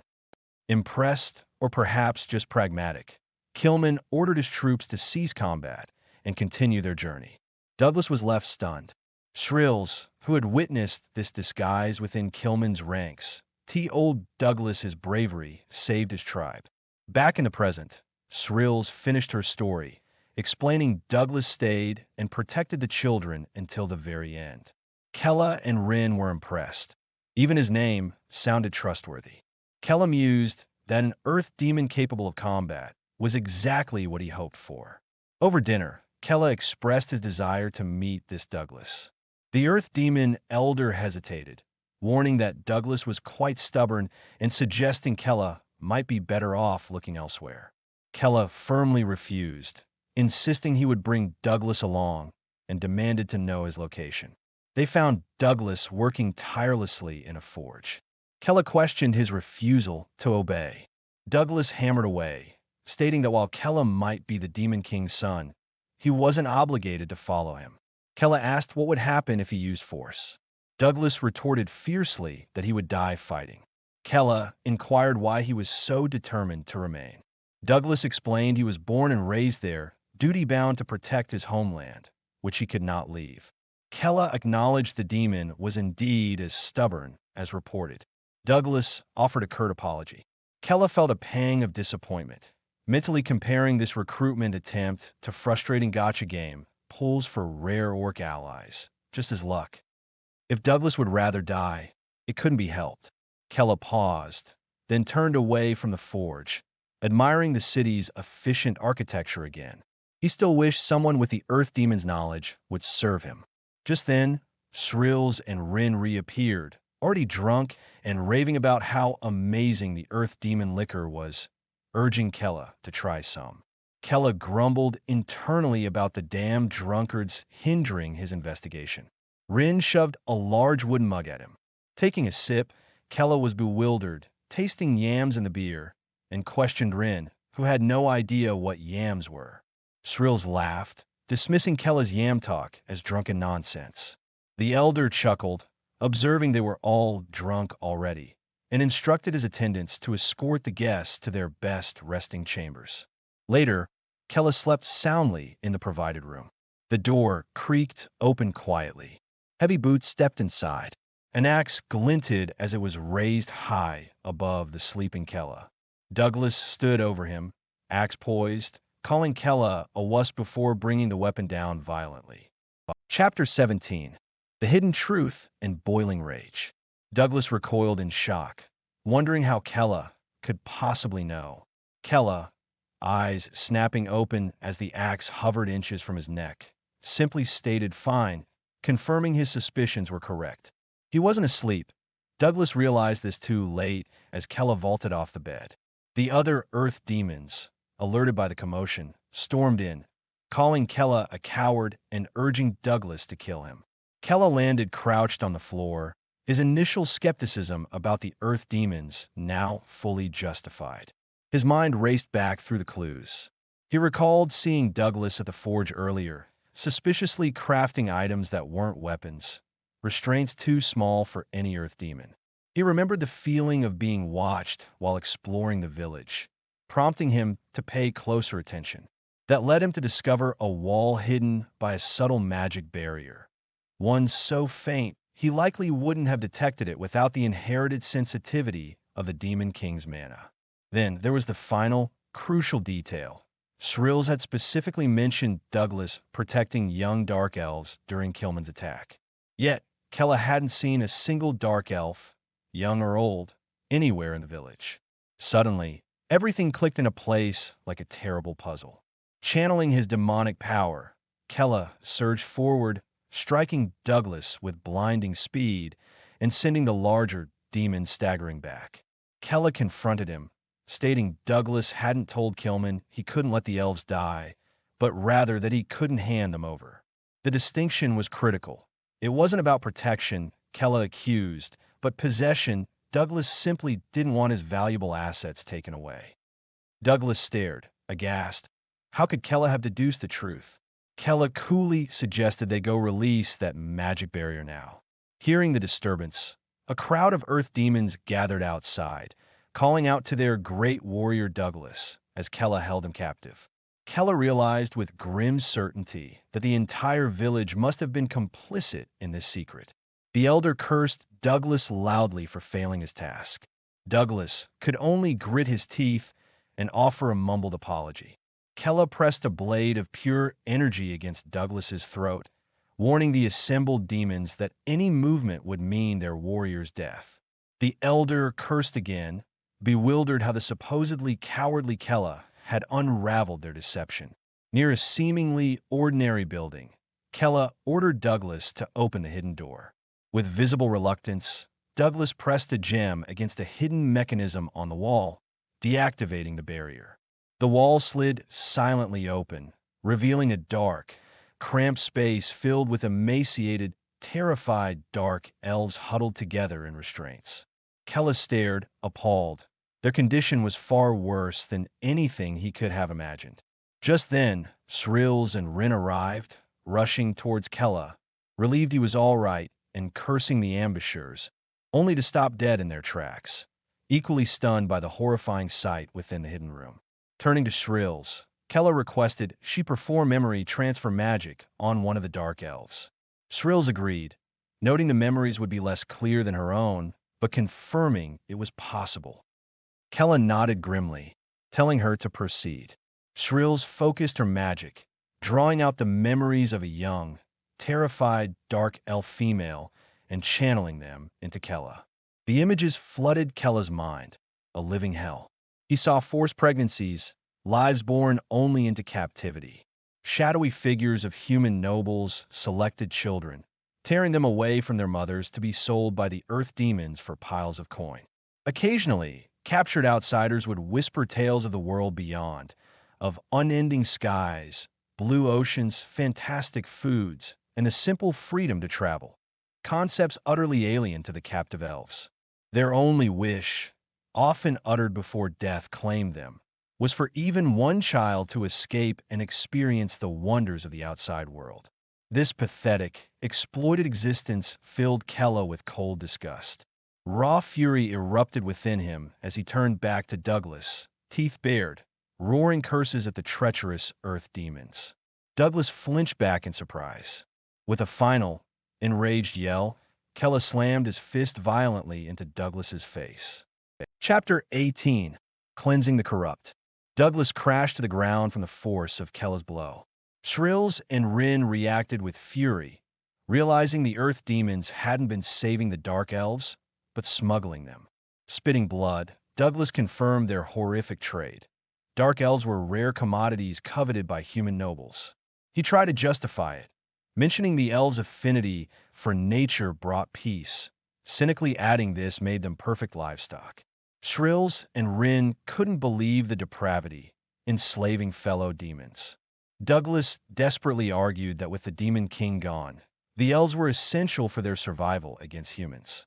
Kella felt a cold rage build, his fist crackling with energy. His own miserable past under his father's thumb flashed through his mind, yet the suffering of these captive children was incomparably worse. He couldn't stand idly by while this continued. Turning to face his companions before the imprisoned elves, Kella declared they would finish the job Kilman started, implying the complete eradication of these corrupt earth demons. Shrills and Rin readily agreed, unable to forgive such a betrayal of their own kind. Kella vowed to cleanse this place. Douglas scrambled to his feet, rallying the remaining earth demons, reminding them there were only 3 intruders. With furious cries, they charged. Rin shouted a warning as the attack began. Shrills angrily questioned how they dared rebel against the Demon King's kin. One demon spat defiance, calling Kella a wuss they had no reason to obey. Rin fiercely countered that Lord Kella would become the next Demon King. Another demon lunged directly at Kella. Kella met the attack, reflecting that this wasn't a game anymore. This was real life, and he finally had the power to change things. He dodged, refusing to remain passive as he once had. From their prison, the Dark Elves watched, one crying out for the Earth demons to be killed. A younger elf named Wood wondered if these newcomers were actually fighting for them, resolving that they had to help. Another elf grabbed Wood, warning him back, telling him it was too dangerous. Others pleaded with him to stay put, terrified of the torture they would face if Kella's group lost. Wood froze, the word torture echoing with traumatic memories. Kella saw the elf's terror. Facing an earth demon, he promised they would receive back all the pain they had inflicted, hearing the echoes of the elves' suffering. The lead earth demon realized a direct fight was failing and pulled out a small, red stone, an earth ore. He bit into it, urging the others to consume theirs, screaming that losing meant losing everything. The remaining earth demons frantically ate their own ores. Rin gasped, recognizing the legendary items she thought were mere myth. Kella demanded to know what they were. Shrills explained the ores massively boosted physical abilities, sometimes dozens of times over, at the cost of the user's lifespan. Douglas began to mutate, growling as his muscles bulged unnaturally.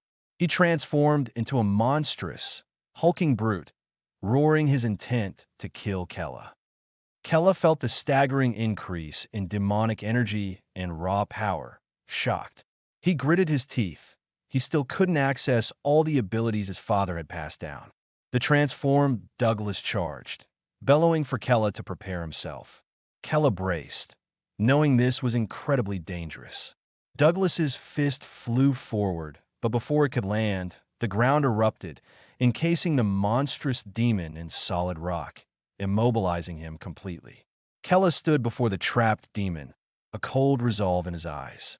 Never again would he tolerate such exploitation. This corruption ended now. Chapter 19. Unlocked Potential. Picking up immediately after trapping Douglas, Kella turned to the young dark elf, Wood, a predatory grin spreading across his face as he declared his approval. Wood looked startled by the sudden attention. From within his stone prison, Douglas raged, accusing Wood of betrayal despite claiming to have raised the abandoned elf. Suddenly, the stone shattered as Douglas, fueled by the earth ore in sheer fury, broke free, a gaping wound on his chest forgotten as he vowed to kill Wood immediately. Kella reacted with surprise. Not only had Douglas escaped, but his body had grown even larger. The monstrous earth demon ignored Kella, throwing a powerful punch that connected squarely, sending Kella skidding back across the cavern floor. Kella coughed, astonished at the immense power granted by the earth magic stone. Ignoring Kella entirely, Douglas lunged towards the terrified Wood, grabbing the young elf by the throat and promising to rip his head off. Wood choked, struggling against the massive grip. Kella watched, bewildered that Douglas seemed more focused on killing the helpless elf than fighting him, the actual threat. Wood gasped in pain under the pressure. Realizing Douglas was too far for a direct assault and that he desperately needed a long-range attack, Kella focused inward, pleading for any power to manifest. His surroundings abruptly dissolved. Kella found himself floating in an ethereal void, confronted by a mocking, shadowy figure wreathed in dark flames. The entity identified the place as Kella's own consciousness and demanded Kella's attention, urging him to focus on saving Wood rather than asking questions, warning that while time flowed differently here, urgency was still required. Snapped back to the present danger, Kella remembered Wood's peril and demanded if the entity knew a way to save him. The figure explained that Kella wasn't yet ready to wield Helkeldun's full strength, but more power would become available as his mind and body grew attuned. Impatiently, Kella demanded to know what power he could use right now. The entity conceded, revealing one ability was accessible. Before Kella could react further, the figure bid him farewell, using both his demon name, Kella Khaldun, and startlingly, his human name, Kong Chiwu, promising they would meet again. Kella was stunned. How did it know his original name? He snapped back to reality, finding a bow constructed of pure blue energy materializing in his grasp. He recognized it instantly, Hell's fire arrow. Taking aim, he shouted a warning for Wood to protect himself. Douglas, still throttling Wood, paused, momentarily distracted by the surge of power. Wood cried out as the grip tightened again. Douglas cursed the interruption, but Kella declared it was the end for the slaver's dirty deeds. He released the arrow. Douglas stared in disbelief as the bolt of pure energy struck him dead center, erupting in a blinding explosion of blue light. Douglas screamed, engulfed by the power. Kella watched, confirming the direct hit, as the screams continued from within the blast before fading. Kella stood, bow still humming, contemplating the strange entity he'd met within his consciousness. Meanwhile, Rin found herself overwhelmed by the remaining earth demons, and Shrills cursed her inability to use splash magic effectively due to the low ceiling. Kella assured them not to worry, drawing the energy bow once more. He declared he would finish this quickly, loosing a volley of energy arrows that rained down on their attackers. Shrills watched, impressed, recognizing the fire arrow technique, and noting Kella's mana felt even stronger. Kella smirked, glad he now possessed long-range attacks. Things are looking up, very nice indeed. In Chapter 20, New Allies and Unexpected Encounters. Under the moonlit sky, the dust settled over the ruined Earth Demon Village. Kella, Rin, and Shrill surveyed the area, the lingering blue energy fading as Kella confirmed the threat was finally neutralized. Shrills examined a recovered Earth, remarking that their power far exceeded her expectations. Rin expressed shock, having been unaware the ore's consumed lifespan. Kella pocketed one, stating they definitely needed further investigation. Turning to the gathered dark elves, Kella announced their freedom. He advised them not to get caught by such villains again and to live their lives freely. The elves reacted with disbelief, murmuring the word free as if it were foreign. Kella affirmed their liberty, telling them they could leave this place. Relief washed over them as they realized they could take their children away from this hell. Overcome with emotion, they bowed deeply, thanking Sir Kella profusely. Shrills lamented that their plan to recruit Earth demons as subordinates was now impossible, still vexed at being deceived.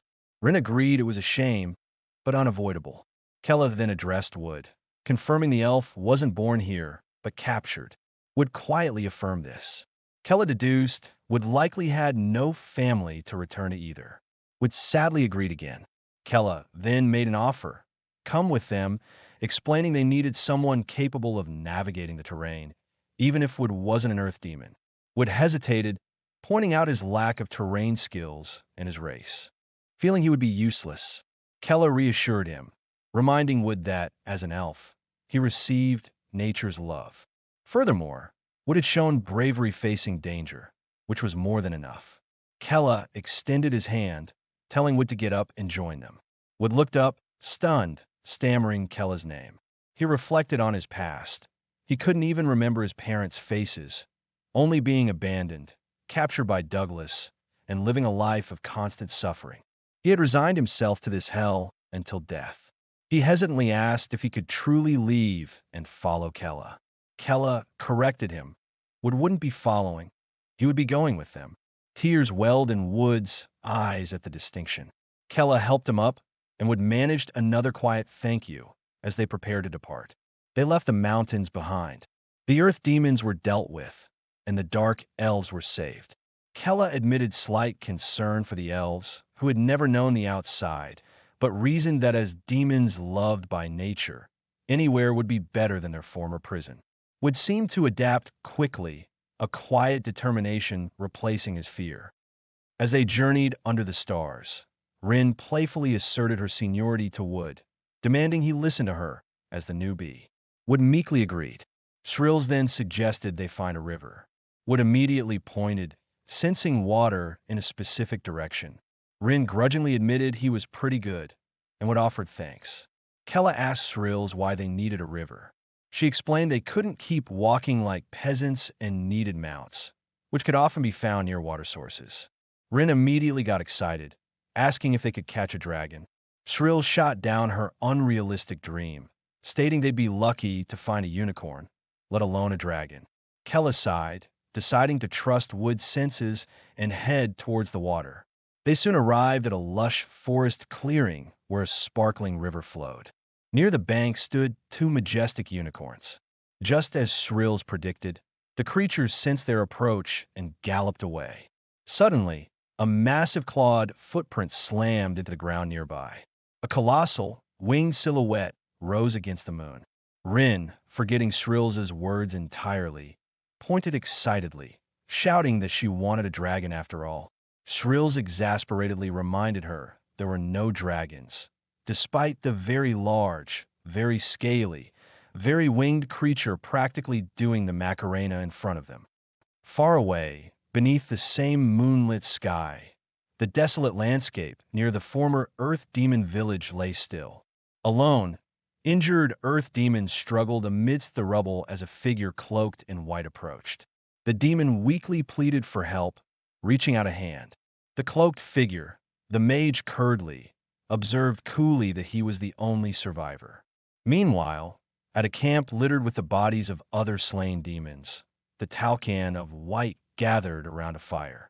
Deed asked Curdly why the family tracking spell wasn't working properly. Curdly admitted she didn't know, explaining that multiple individuals carrying Helkeldun's trace were detected scattered in different directions. Kalka expressed disbelief that so many of Hell's children could still be alive and pressed Curdly on whether there was any way to pinpoint Kella among them. Curdly confirmed it wasn't possible. Audria complained about wasting time hunting multiple targets, while Deed asked for their next course of action. Killian, their leader, decided they couldn't afford to hesitate. They would hunt down the other demons spread across the continent first. He then specifically tasked Curdly with prioritizing the search for Kella. Curdly noted she could teleport short distances alone, suggesting this method might be faster for tracking Kella individually. Deed enthusiastically agreed, catching himself before saying slaughter and correcting it to cleaning up, telling Curdly to handle her task. Curdly simply acknowledged the order and focused her energy, her tracking eye glowing. In a flash of light, she vanished, prompting Deed to comment on her abrupt departure. Killian smirked slightly, suggesting they proceed with hunting the nearby demons. Curdly reappeared back at the ruined Earth Demon village, sensing the faint energy trace she sought. She approached the lone survivor and asked if Kella Kaldun had passed through. The Earth Demon confirmed bitterly that the wimp Kella had wiped out his entire tribe. Curdly inquired about Kella's current location. The demon frantically claimed ignorance, begging for his life first. But before he could finish, a blast of energy from Curdly silenced him permanently.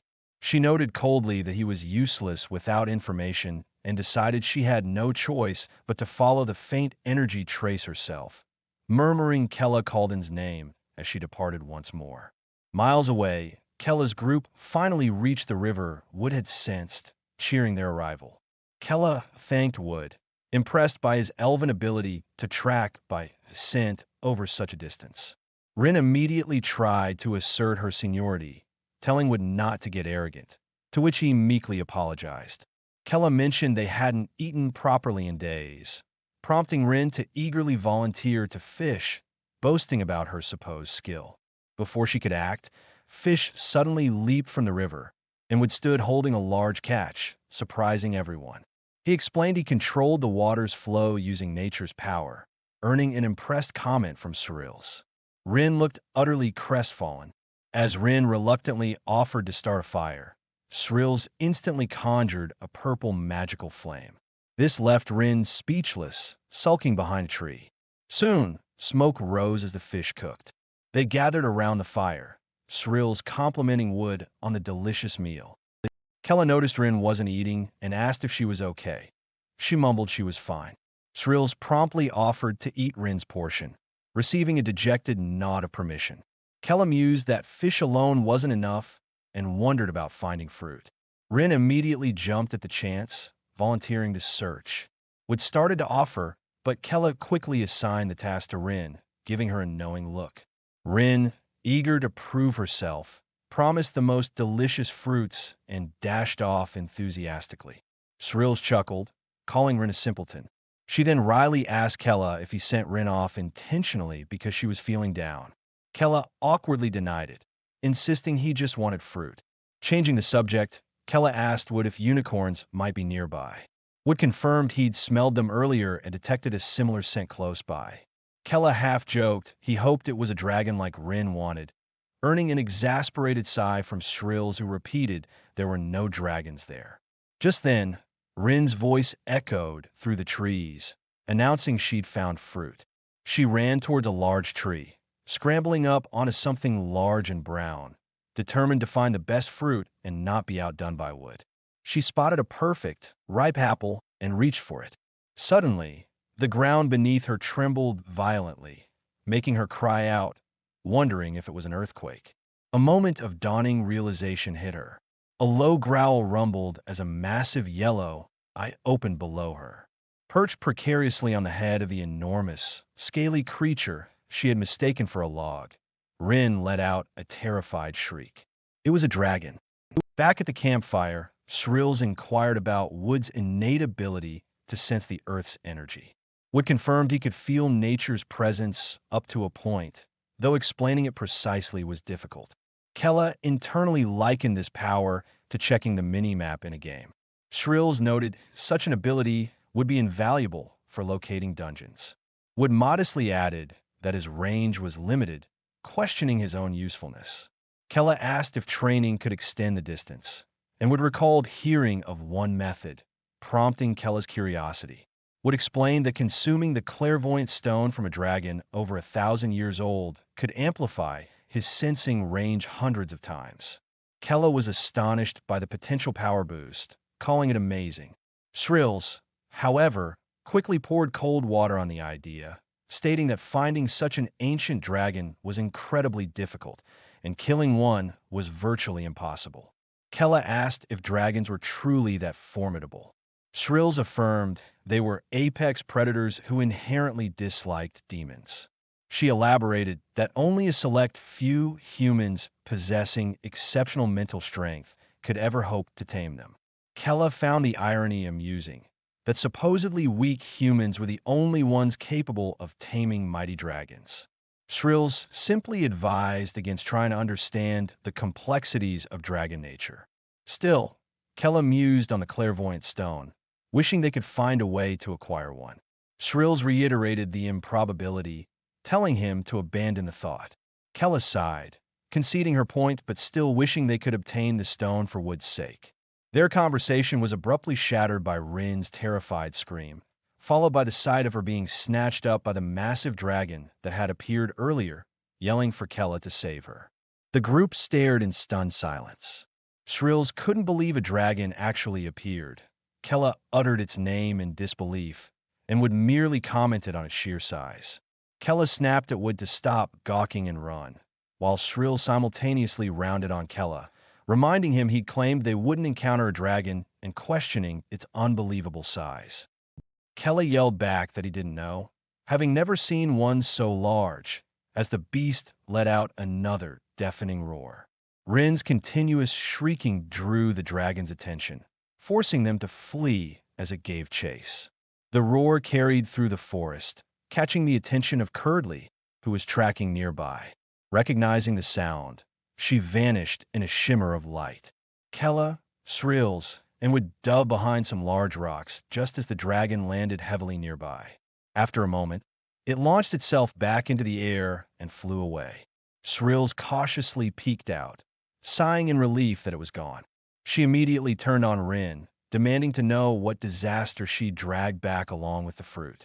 Rin tearfully apologized, admitting she hadn't thought a dragon would be so close. Wood, still awed, commented again on its immense size, speculating it must have lived for over a millennium. The implication struck Kella immediately. A dragon that ancient would possess a clairvoyant stone. Just as Kella began to see this unexpected encounter as a potential opportunity, the group, huddled behind the rocks, realized they weren't alone. Kella hesitantly asked who was there. Shrills leaped to her feet, recognizing the unwelcome addition to their hiding spot, Curdly of the Talcan of White. Shock rippled through Kella and Rin. A member of Killian's elite squad was here, meaning they had already been found. The group instinctively prepared for battle.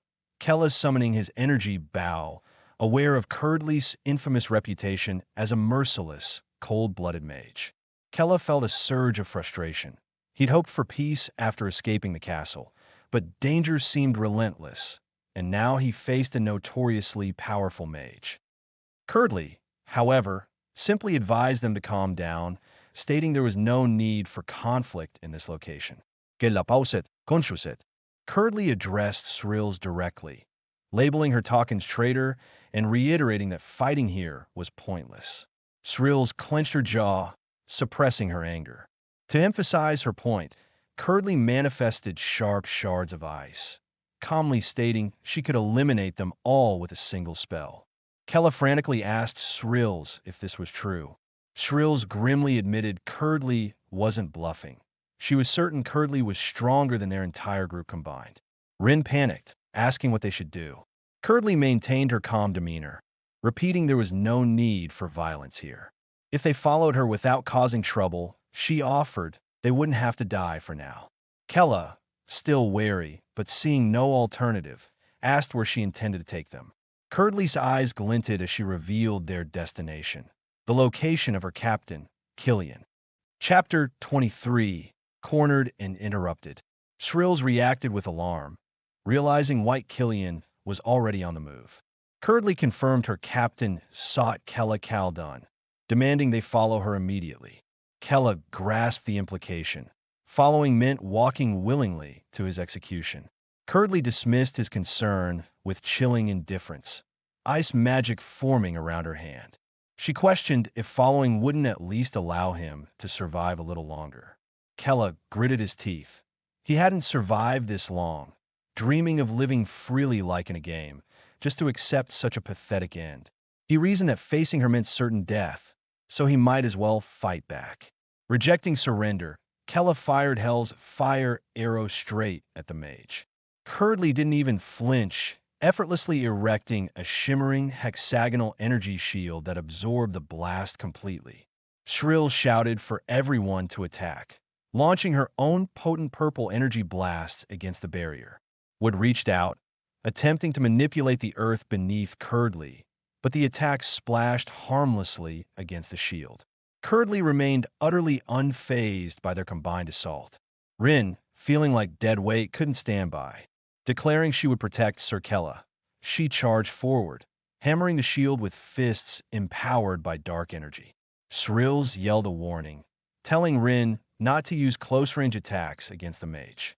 Curdly calmly acknowledged Rin's choice. Rin cried out as ice erupted from the shield's point of impact, blasting her backward. She crashed heavily into the undergrowth, injured. Curdly coolly stated that bringing Kella's dead body back would suffice, beginning to gather immense power for a large-scale spell.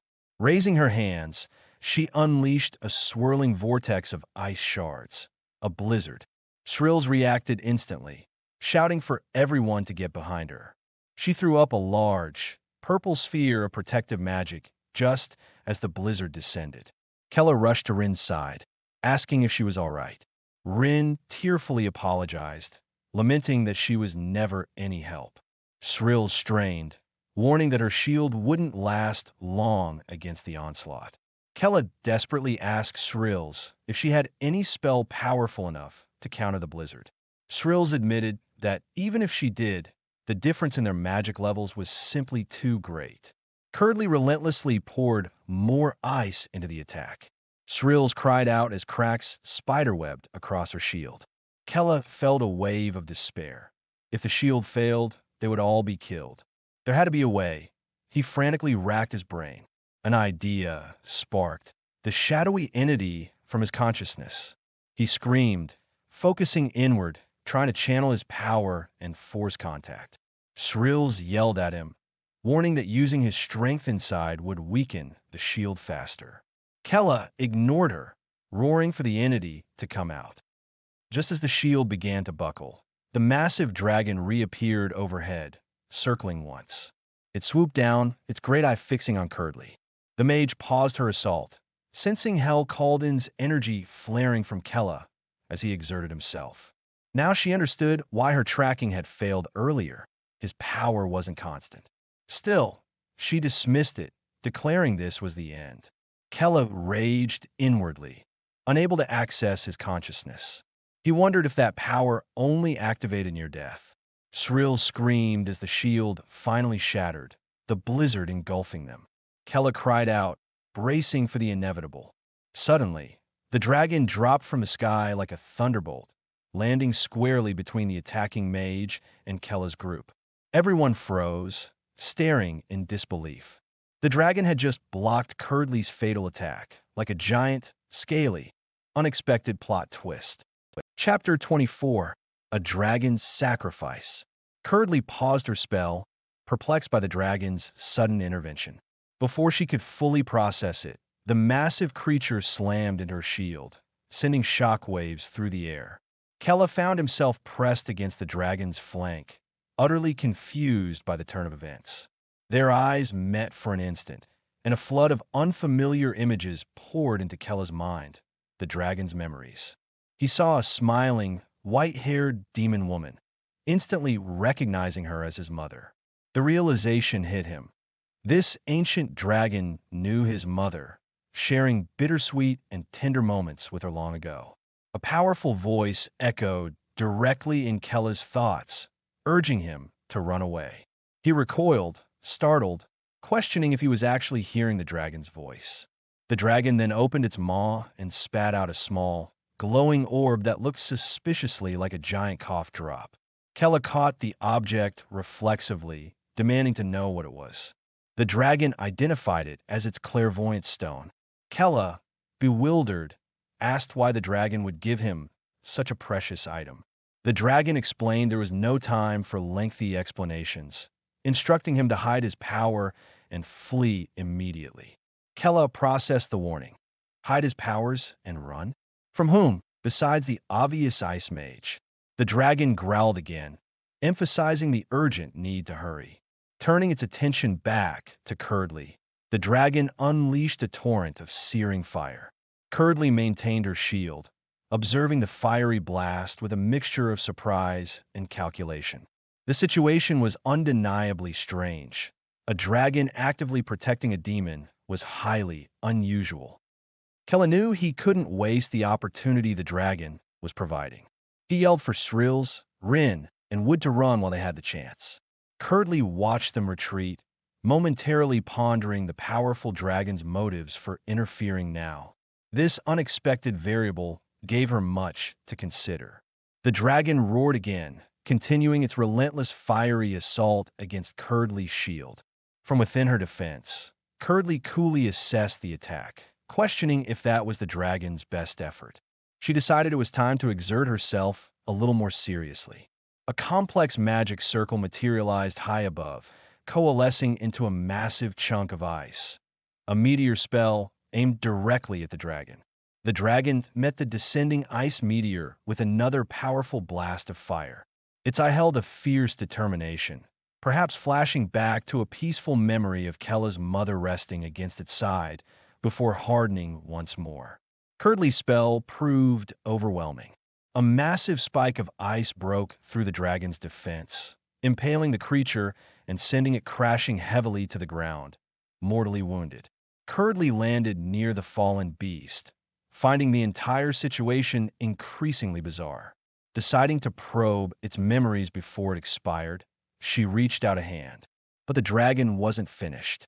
Its eye flared with incandescent rage, and Curdly instinctively recoiled.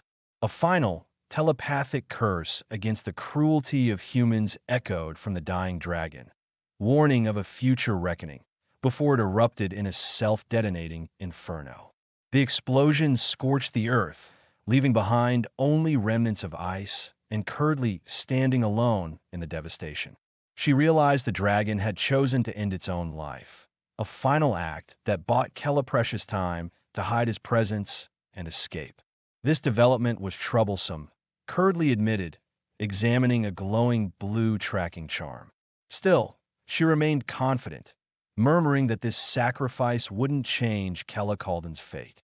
He was destined, she declared to the empty forest, releasing glowing butterfly-like tracking constructs, to die by the hands of the White Talkins. Having escaped immediate danger, the group caught their breath amongst the rocky cliffs. Rin voiced everyone's confusion about the dragon's erratic behavior, attacking one moment, saving them the next. Shrills corrected her, pointing out the dragon seemed specifically focused on aiding Kella, noting its appearance coincided with Kella using his demonic power, and asked if he knew why. Kella explained a brief connection, revealing he'd glimpsed the dragon's memories and believed it had known his mother in the past. Rin found this perplexing, given the usual animosity between dragons and demons, and mused about their unknown history. Kella admitted he didn't know the details, only sensing a bittersweet feeling from the fragmented memories. Shrills then reminded Kella the dragon had given him something. He produced the glowing red orb, the clairvoyant stone. Both Rin and Shrills reacted with astonishment, recognizing the rare artifact and finding it incredible that the dragon saved them and gifted such a treasure. Shrills thoughtfully suggested that perhaps they were just saved by Kella's mother, the former queen, acting through her old friend. Kella clenched the stone, pondering the deep connection he'd sensed in the dragon's eyes and its relationship with his mother. Regardless, acknowledging their luck, he offered the stone to Wood, stating he should take it. Shrills interjected with urgency, reminding them the Talcan of White were actively hunting them. They needed to prepare. Wood hesitated, questioning if it was truly okay for him to accept such an incredibly rare item. Kella insisted, stating Wood was the only one who could use it, and urged him to consume it quickly. Accepting the gift, Wood placed the stone in his mouth and swallowed. He gasped, startled, then cried out as crimson energy flared from his eyes, overwhelming his senses. Wood was plunged into the dragon's millennia-long memories. He witnessed its birth as a captive, a mere lab rat for cruel human experiments. Robed figures inflicted endless pain, disregarding its suffering entirely. Day after day, generation after generation, they tore its body apart for their research, healing it just before death only to begin the cycle anew. After centuries of unimaginable torture, its spirit broke. It gave up hope. Its tormentors even noted its silence, mockingly calling it an achievement. Resigned to death, its prison suddenly shook violently. Turk Khaldun, a fearsome demon king, was invading the human stronghold. Amidst the chaos, the laboratory collapsed, and the dragon found itself unexpectedly freed. It escaped the hellish facility, finally experiencing the exhilaration of soaring through the open sky. Seeking its own kind, it recounted the horrors inflicted by humans, urging fellow dragons to ally with the demons against their common tormentors. But its pleas fell on deaf ears. The other dragons refused to believe its tale. They had already established strong ties with humans aiding them in conflicts against demons. The dragon realized, horrified, that few understood this alliance was built upon the suffering of dragons, sacrificed in experiments just like itself. Experiments designed to help humans understand and harness draconic power and magic. This harsh truth was rejected, overshadowed by the existing hostility towards demons. The other dragons viewed it with suspicion, believing it sought only to harm humans. Ostracized and alone, it belonged nowhere, not with humans, not demons, not even its own kind. It despaired, questioning the very purpose of its miserable existence.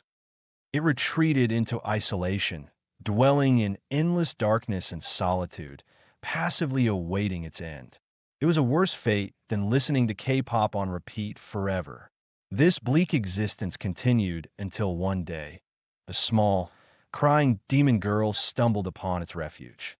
The girl, Kella's mother caressed as a child, looked up with tear-filled eyes and called out, "Mommy." The dragon was taken aback. The little girl ran forward, clinging to its snout and sobbing inconsolably. Gently, the dragon told her it wasn't her mother. And in that moment of unexpected connection, the dragon realized it might have finally found its reason for being. Through the clairvoyant stone, Wood was immersed in the ancient dragon's memories, witnessing the moment it first met the young demon child, Karist. The dragon perceived Karist's own bleak past through a transfer of memories. While humans had experimented on the dragon, it learned that demons had experimented on Karist. A hostile, independent demon faction known as Tarsica was responsible. Their experiments aimed to analyze dragon magic and develop methods to subjugate dragons, using even dragon eggs in their research. From the moment Karist hatched, Tarsica seized her for their cruel tests. Karist possessed the highest magic potential among all subjects, capable of complex dragon magic, including transformation from birth. This innate ability was the primary reason Tarsica subjected her to such relentless experimentation. Living in constant pain and despair, Karist miraculously developed teleportation magic on her own. She managed to escape the facility, wandering alone and far until she finally encountered the solitary dragon. The dragon mused that perhaps their shared, painful fates drew them together, or maybe it was just a twist of irony, like a vegan opening a butcher shop. Regardless, their similar histories made it impossible for them to remain strangers. Confused, Karist had asked if the dragon was her master. The dragon, confirming it wasn't her parent, instructed her to call it master from then on. Karist, with childlike innocence, excitedly agreed, exclaiming master. She even equated master to mother, much to the dragon's firm correction that it was just master. Following this, the dragon taught Karist many things.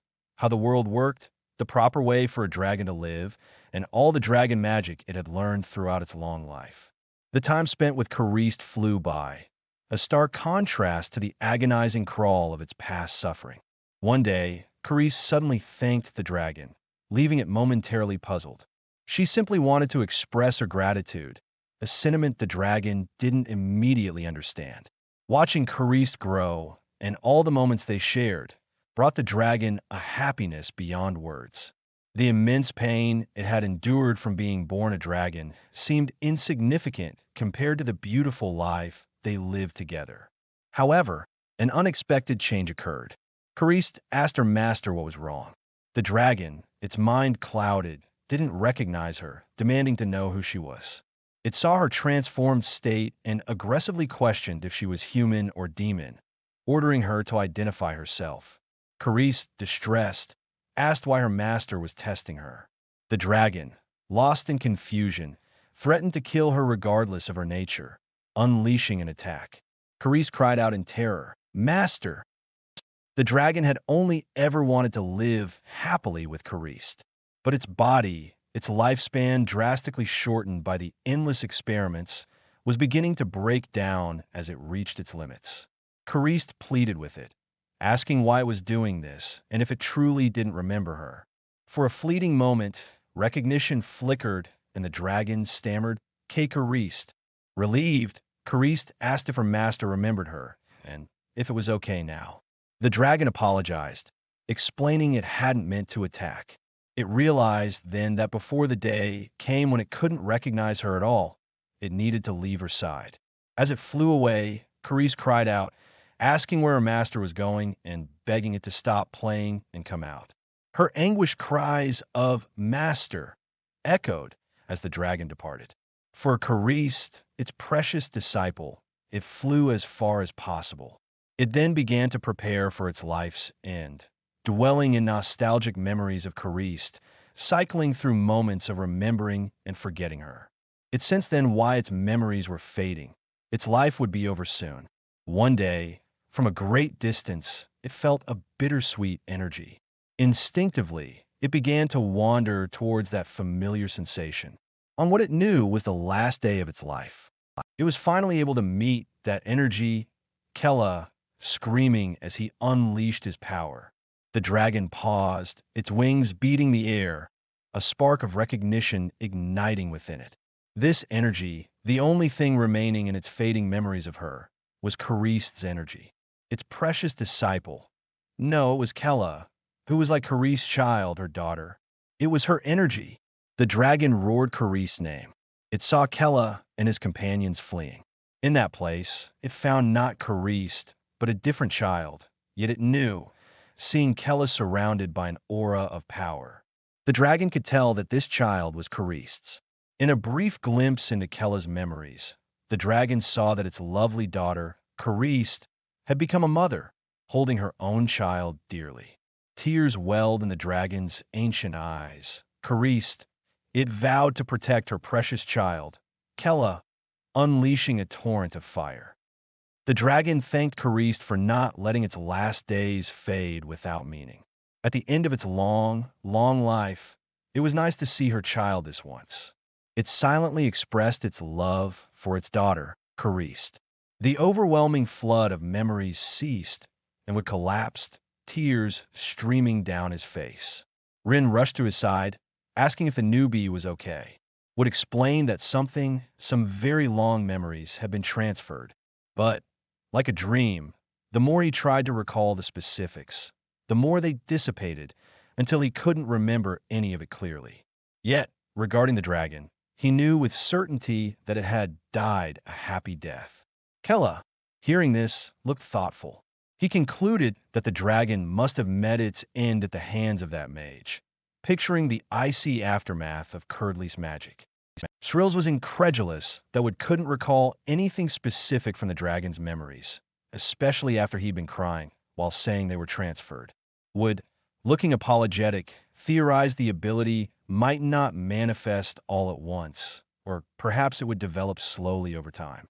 He even worried that, in a worst-case scenario like a politician keeping a promise, his ability might be lacking and not manifest at all, earning a frustrated sigh from Rin, who declared he still had a long way to go. Kella decided they had no choice but to wait for Wood's skill to awaken. Rin asked what their next move was, concerned about when the white talcon might find him again. Kella, resolute, stated they needed to find a defensible location and asked Shrills for the world map. Shrills displayed a map showing the human kingdom of Talua in blue and the former demon kingdom in red. She pointed out their current position on the boundary between the two territories. Kella, after a moment's thought, declared that heading south seemed like a good plan. Rin and Shrills were surprised, questioning why they wouldn't go deeper into demon territory. Kella explained his father must have had a reason for sending him to the human territory of Arsal, believing part of it was to meet Shrills. He surmised his father likely predicted that once the demon kingdom fell, humans would launch a full-scale invasion of demon lands. Shrills agreed, confirming that as soon as Helkeldun passed, not just the White Talcan, but all of humanity's armies seized the opportunity to exterminate the demon folk. Rin then suggested that Kella needed to rally the demons behind him. Kella, however, deemed it impossible at that moment, reminding them he was branded a coward who ran away, as evidenced by the Earth Demon's reaction. He believed other demon folk likely felt the same and admitted he lacked the power to rally anyone yet.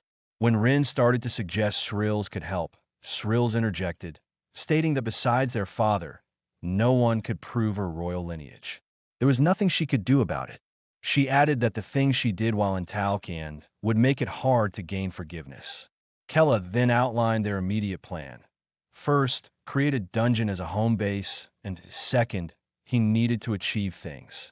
To make demons follow him willingly, he had to prove his strength.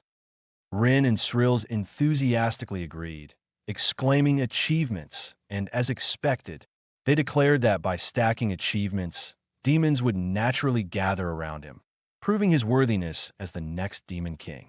Kella affirmed they needed to use this time to establish their position and create a strategy, deciding to create a home-based dungeon in the south. Rin and Shrills cheered, ready to go. Kella felt a sense of relief that his companions were following his makeshift plan so readily. He had finally gathered the comrades he needed, but they were being pursued by absurdly powerful monsters. It was too dangerous to face the White Talcan now. He needed more information, reflecting on his experiences and noticing many similarities to a game, from the descriptions of magic to the names of monsters. It all felt familiar. If there truly was a link between this world and his previous life, he resolved to use his status as the Demon King's son to get what he needed and leverage his past life's knowledge to create a survival strategy. He believed there had to be a path to victory and was determined not to die before finding it. Meanwhile, elsewhere, a village burned. A demon, clutching a child, pleaded for mercy, declaring they would stand with the humans. A figure wreathed in blue flames, mockingly asked if they said something, claiming he couldn't hear them.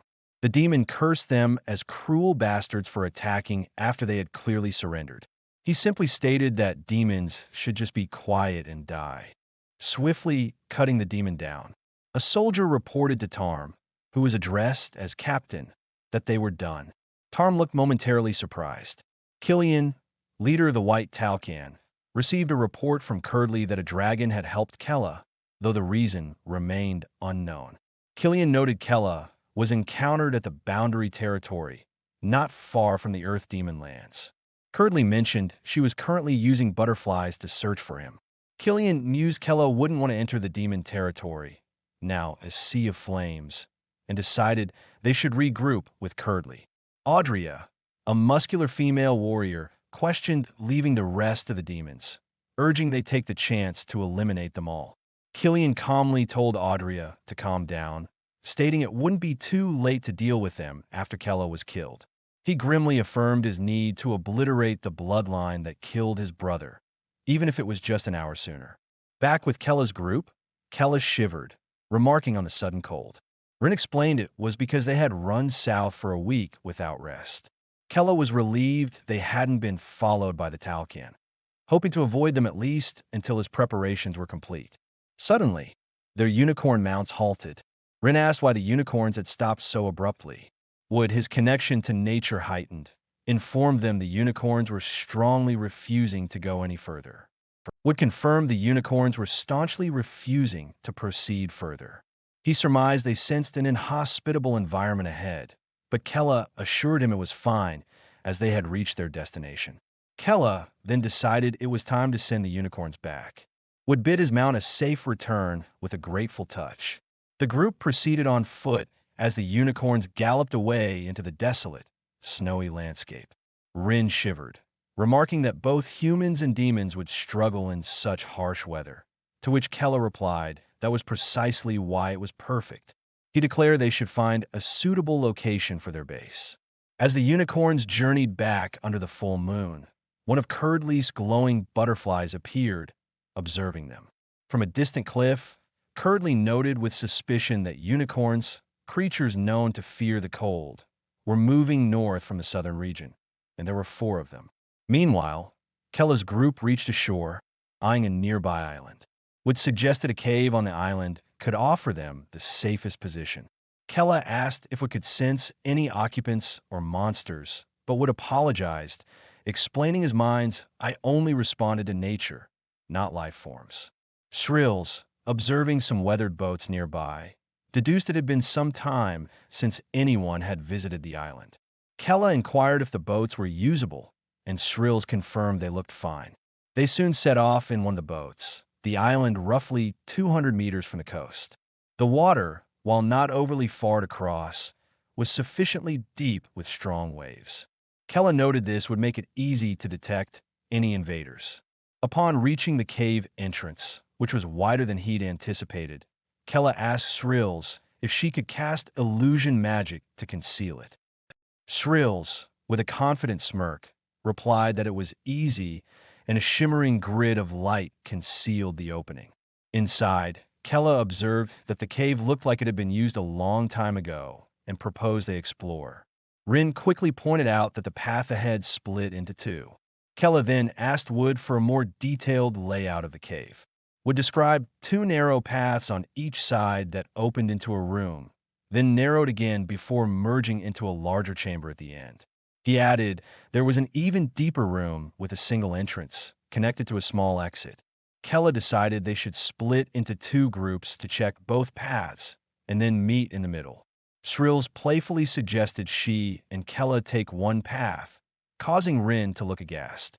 Rin vehemently protested, insisting she would go with Kella, much to his surprise.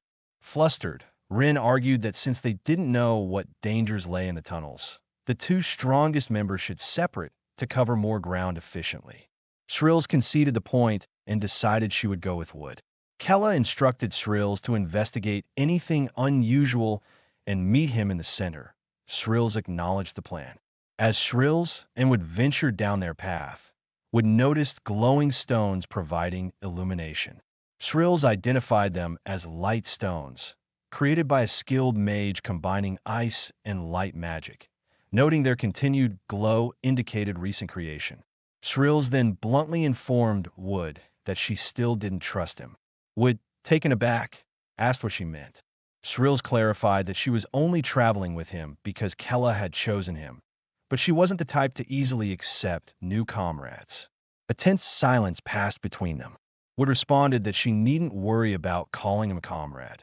She could simply think of him as a slave. Shrills glanced at him, then turned away, stating coolly that she didn't like him. Wood looked down, a hint of sadness in his eyes. In the other tunnel, Kella commented on the light stones, remarking it would be nice if they could make them themselves. Rin enthusiastically volunteered to research how to create them. She then anxiously warned Kella about a loose stone ahead, urging him to be careful not to trip. Kella merely acknowledged her concern. He inwardly wondered why Rin was so overly motivated, especially since her previous attempts at being useful often ended up like a cat trying to use a revolving door. Suddenly, a blue, gelatinous creature appeared. Kella stared in surprise, exclaiming that it was a slime. He admitted with boyish excitement that he'd only ever seen them in video games and had always wanted to touch one in his life. Before he could, Rin, incandescent with protective fury, unleashed her power, demanding how the slime dared to appear. She declared that a mere slime would not block Kella's path and vowed to evaporate it, her hands crackling with dark energy. With a swift motion, she obliterated the creature, then looked expectantly at Kella, who wondered if she was seeking a compliment. He offered deadpan, "Good job, Rin." Beaming, Rin thanked him, assuring him not to worry about anything. She proclaimed she would take care of whatever emerged, prompting Kella to tell her to calm down a bit. Just then, the ground began to tremble violently. Kella and Rin looked around in alarm as a massive stone golem emerged from the cavern wall, its single eye glowing red. Kella, shocked by its immense size, quickly pulled Rin behind him. But Rin, her resolve unbroken, insisted she would handle anything that got in their way, her power flaring once more. While Kella and Rin faced their golem, Shrills, in the other tunnel, suddenly exclaimed with surprise. She had found an old but expensive-looking crystal necklace and excitedly showed it to Wood, wondering if they'd stumbled upon a treasure-filled dungeon. She draped it around her neck, asking Wood if it looked good on her. Wood offered a non-committal "ah, sure." Shrills looked distinctly unimpressed with his lack of enthusiasm. She imagined how Rin would have reacted, with gushing compliments and an eagerness to find more treasure. Shrills found Wood's stoicism quite unlikable, while Wood simply remained silent. Back in Kella's passage, the massive golem slammed its fist down, forcing Rin to dodge. Rin, determined, launched herself at the golem, believing if she could just destroy it, she would prove her worth. The golem, however, swatted her aside with a powerful blow, sending her crashing into the wall. She coughed up blood, clearly injured. Kella observed that it seemed impossible to defeat the golem without weapons, as their attacks weren't working at all. Rin, however, refused to give up, shouting that she could do it. She struck the golem again with her magic, but was once more brutally knocked back. Kella called out to Rin, asking why she was pushing herself so hard. Rin struggled to her feet, her power flickering. She gasped that at this rate, she wouldn't be able to serve as his attendant. Kella looked at her, puzzled by her desperation. Rin's mind flashed back to when she first entered the Demon King's castle. A young, tearful Kella had asked his father, Helkildon, if he could be friends with an attendant, specifically stating he wanted to be friends with Rin. Helkildon had coldly dismissed the notion, asking if Kella was kidding and stating an attendant was just an attendant, ordering him to proceed with the contract immediately. As a young Kella sniffled, trying to hold back tears, he apologized to Rin before formally declaring, in the name of Kella Kaldon, that he took Rin as his attendant. A young Rin had simply thanked him. She recalled him saying he wanted to treat her not just as an attendant, but as a friend, a sentiment that alone had made her incredibly happy. It felt like she was finally being acknowledged as a person. That day, watching Kella cry himself to sleep, Rin swore an oath to support him in becoming the greatest of all demons, vowing to work really, really hard. But as time went on within the castle walls, Kella turned out to be a crybaby and a coward, constantly on the brink of death due to his siblings' torment. He would often wail in fear, telling Rin he almost died again and was scared. Rin would remind him that if he died, she would die too, due to their contract. Even when she acted cold and strict to try and toughen him up, he never changed. Because of Kella's weakness, Rin was ignored and discriminated against by the other attendants. They would taunt her, asking if they should pluck out her pretty eyes. She was forced to eat Tarm's leftover scraps, told it was enough since she'd die with Kella anyway. She endured food that burned her insides and was even splashed with molten lava. She had to sleep alone in the stables, and even then, other attendants would come to torment her, meaning she was never safe. They would accuse her of seducing Lord Tarm and threaten to make her prettier with a dagger. Rin could only plead for them to stop. It was around then Rin remembered that she started to hate Kella. Because of the contract, if he died, she would die too. She had thought perhaps it would be better if they just died together. That was why she tried to kill him with a dagger. But she was shocked by his incredible recovery power. She despaired, wondering why she couldn't even die when she wanted to, questioning what she was supposed to do. Kella had apologized to her then, and so Rin had given up on everything, living like a corpse. But suddenly, Rin grit out, her voice filled with emotion, changed overnight. She looked at Kella, declaring it was as if he became a completely different person. The current Kella, she felt, seemed like the true heir to the great Demon King. Her attack on the golem intensified. She cried out that she had just been a burden to him. Purple energy flared around her. If she was just going to keep getting in his way, then she shouldn't stay by his side. Rin unleashed a massive burst of power at the golem's head, causing a large explosion. She landed, battered and bruised, before Kella. She began, tears welling in her eyes. Never want to be abandoned by you. Kella simply said her name, Rin. Before the golem could strike the vulnerable Rin, she looked up in alarm. Kella's hand ignited with blue flame. He launched a powerful fire attack that obliterated the golem in a blinding explosion. Kella gently held Rin, asking if she was an idiot. He reminded her that she risked her life to protect him every time he was in danger.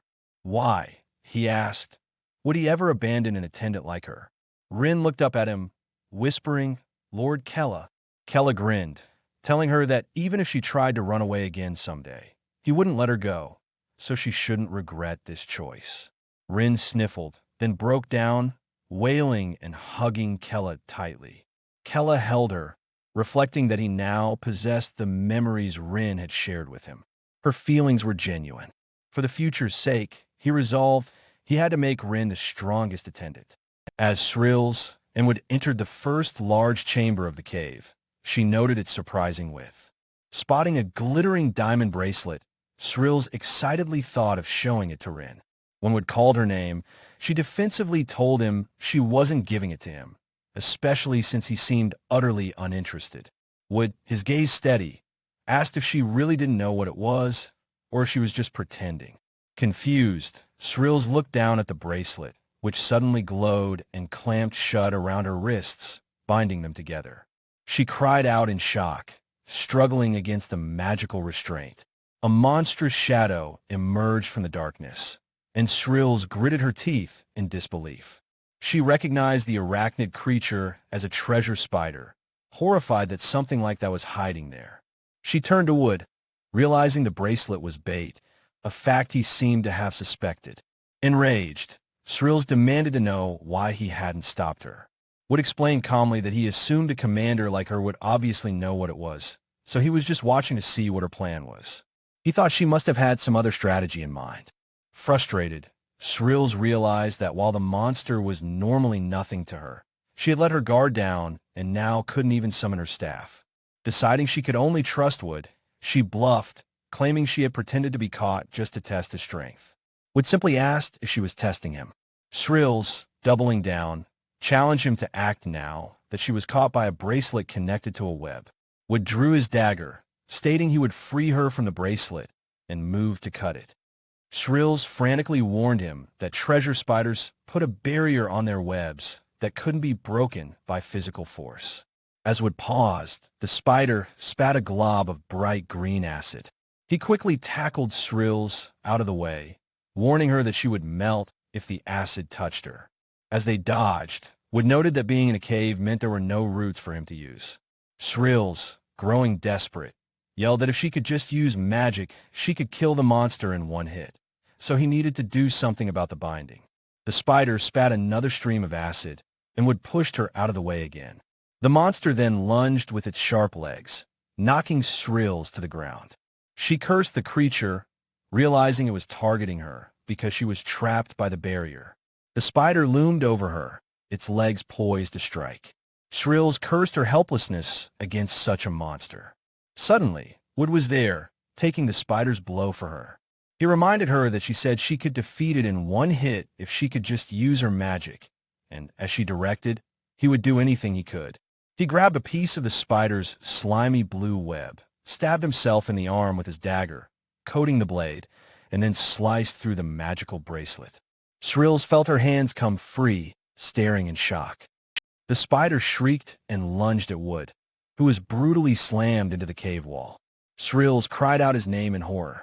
Catching him as he fell, he declared it was now her turn. Wood called out her name weakly. Shrills' eyes flashed with rage as she faced the monster, summoning her ornate staff. She seethed, questioning how a mere bug dared to play with her, her gaze locking onto the spider with killing intent. Unleashing her power, she chanted "Purple Torch," and a torrent of violent purple flame engulfed the treasure spider, incinerating it completely. Shrills panted, catching her breath as she recovered from the exertion. She turned to Wood, who was kneeling on the ground, and asked how he managed to undo the barrier on the bracelet. Wood explained his theory. If the web was part of the spider's own body, it wouldn't be affected by its own barrier. Shrills asked him what would have happened if he was wrong, if he would have died. Wood looked up and stated that he didn't care if he lived or died, since she had told him to do whatever he could. His words struck a chord with Shrills, and she was silent. A memory surfaced of her own past, being stabbed by an opponent, grabbing the blade to hold him in place. She had gotten him, she remembered, letting him stab her on purpose. She had used the opportunity to decapitate him. Her superior had noted that she traded her stomach for his head, remarking she would have died if he had aimed for the heart. She had replied that she didn't care if she lived or died, since he had told her to kill him no matter what. Her superior had called her stubborn, but acknowledged that she had passed his test, and that back then, she had struggled any way she could to achieve her goals. Shrills looked at Wood, cursing him under her breath.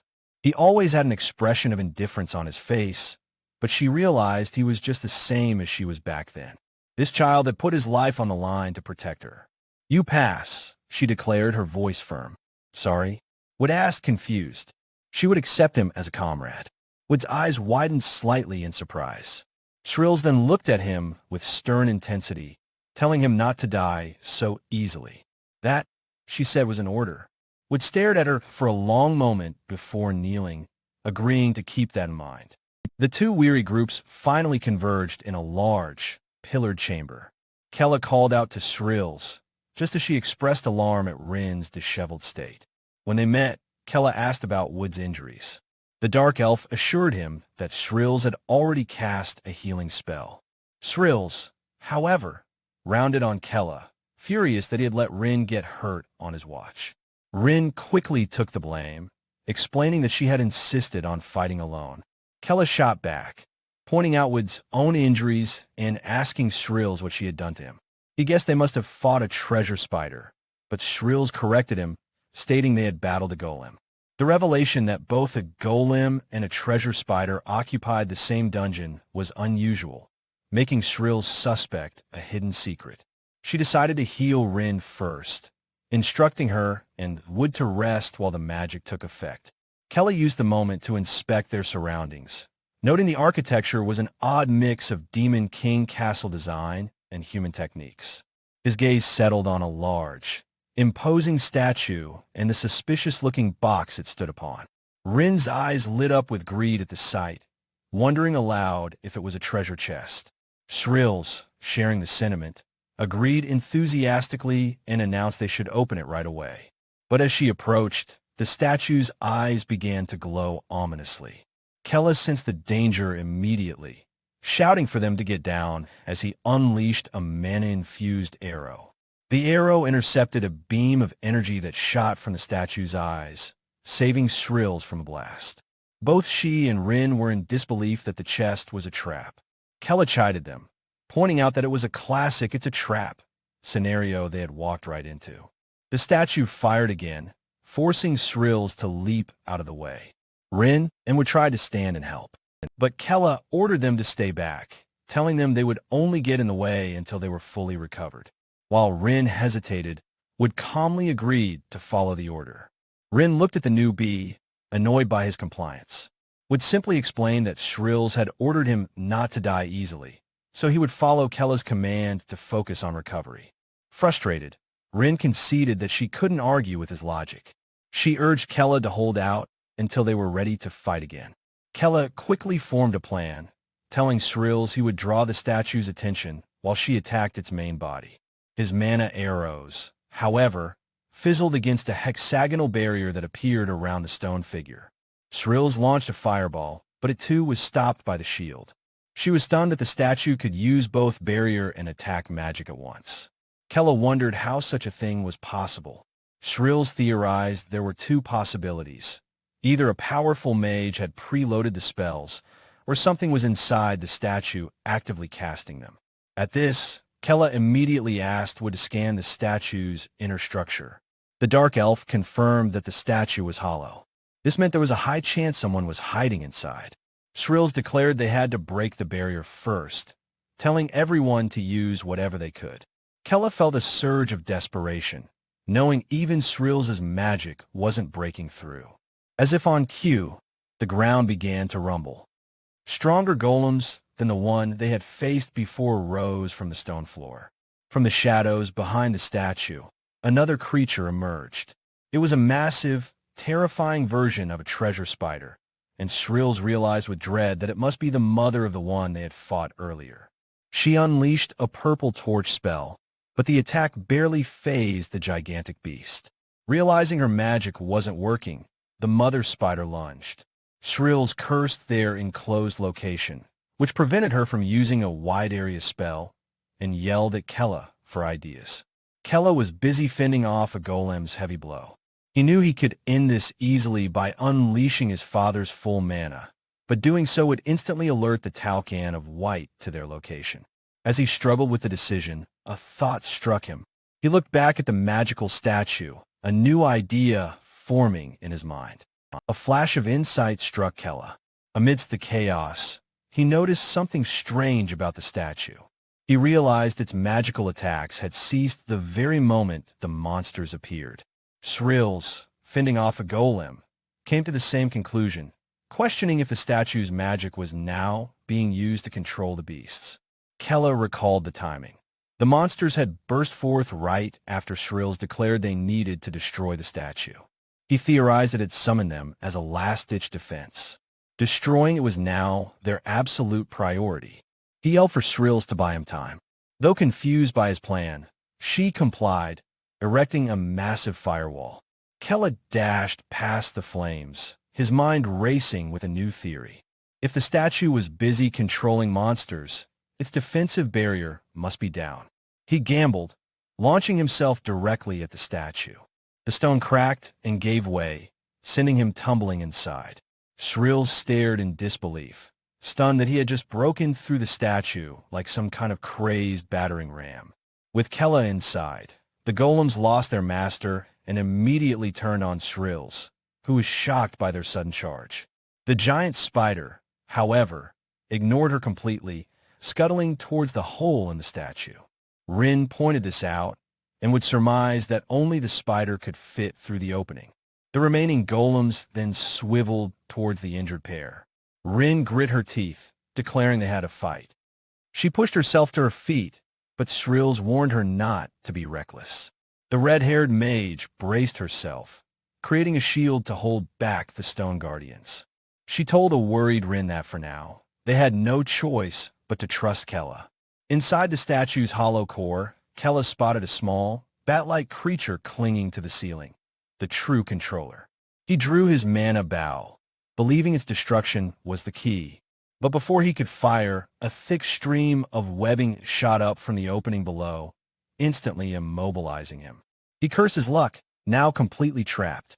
The mother spider crawled inside, its many eyes fixed on him. Shrill screamed for him to hurry as her defenses buckled. Kella yelled back that he was a little tied up at the moment, watching as the spider raised its razor-sharp legs. He roared, refusing to accept defeat. He felt he had no choice left. He would have to use his father's power. Suddenly, a booming voice echoed in his mind, calling him an idiot. He was back in the abyss, the shadowy entity from his consciousness glaring at him. The entity berated him for letting such pathetic monsters get the better of him. Kella shot back, demanding to know where this convenient guide had been when he nearly died earlier. The entity called him a shameless bastard and ordered him to use his vassal ability. It explained that even now, he could control monsters of this level. Kella, utterly confused, wondered if it was related to the childhood servant contract he'd made with Rin. The entity bellowed that he was a dumbass, startling Kella, who demanded to know what he was supposed to do. It was an innate ability, the entity explained, passed down through the blood of the great demon king. All he needed was a strong desire to make it manifest, a powerful, greedy will to make the enemy his own. As his desire flared, the entity commanded him to claim every monster in his reach and make them his. Purple energy erupted from Kella's eye as he activated the skill. Vassal. The mother spider recoiled, feeling the immense pressure of his will. Kella declared himself a descendant of the great demon king and commanded the beast to submit. The gem on its forehead pulsed with his purple light as he roared his final command, claiming it as his own. The spider went still, its eyes turning blank. Kella felt a new sensation, and a strange, grid-like interface appeared in his vision. It looked just like an item inventory from a game. He had acquired vassal slots, with the spider now filling the first one. The massive creature bowed its head in submission. Kella knew instinctively that this treasure spider now belonged to him. Outside, Shrills' barrier was cracking under the relentless assault of the golems. She screamed for Kella to do something, her magic nearly spent. Inside the statue, Kella told her to hold on just a little longer. Taming the giant spider wasn't enough to solve their problems. He turned his attention upward to the true controller, the small, bat-like demon clinging to the ceiling. He needed to control all the demons in this place. Focusing his will, Kella once again unleashed the power of the Demon King. The purple magic of Vassal shot forth, wrapping around the tiny dungeon master and pulling it into his control. Instantly, the pounding on Sril's barrier stopped. She and the others stared in confusion as the golems froze mid-swing. Wood pointed towards the shattered statue, where Kella emerged, riding atop his new spider vassal while casually holding the squishy, purple slime that had been the dungeon's core. He grinned, announcing he had caught it. He mused that it was rather arrogant for a magically enhanced slime to be the owner of such a place. Then, his inner gamer took over. Forgetting the life-or-death battle, he squished the slime's jiggly body against his cheek, marveling at how smooth it was. Sril's looked on, processing the new development. She had never heard of the vassal ability, realizing it was because she didn't share the Demon King's bloodline. Rin, however, was astounded, understanding now how their former king had ruled over so many monsters. Kella announced that with the dungeon's owner now under his command, making this place their own would be easy. He then decided to name the slime Stone, much to Rin's bewilderment. Sril's, overcome with a flash of childish jealousy, demanded that he let her use the cool new power, but Kella flatly told her that's not how it works. Wood interrupted, his tone somber. He wondered what became of the powerful magician who had created Stone and the dungeon's original inhabitants. Rin suggested they probably just moved away long ago, given the worn state of the place. Sril's offered a darker theory. It was possible they were all killed fighting humans. Kella felt a pang of pity for the lonely slime, but was relieved to have it on his side. His thoughts drifted to the mysterious entity in the abyss that had guided him. Without its help, he would have died. He wondered what the conditions were for meeting it again. Shaking his head, he petted Stone, deciding not to dwell on things he didn't understand. He rallied the group, declaring it was time to begin construction, with mapping the dungeon as their first priority. By making Stone his vassal, Kella gained control over all the monsters it commanded. They quickly established a defensive perimeter. Flying scouts were posted on the cliffs outside, while baby spiders guarded the entrance, and golems were stationed at the fork in the tunnels. The mother spider and remaining golems were positioned in the main hall. Next, they looted the now unlocked chest at the statue's base. Rin received a pair of daggers, which she questioned at first. Sril's explained that the blades would condense and strengthen her demonic power, allowing her to focus her hand-to-hand attacks into much sharper, deadlier strikes. Filled with new purpose, Rin vowed to master them to protect Kella from the white Talcan. Wood, meanwhile, selected a plain-looking wooden shield. He explained that despite its appearance, it still held the energy of nature, making it his weapon of choice. Kella trusted the elf's unique senses and agreed.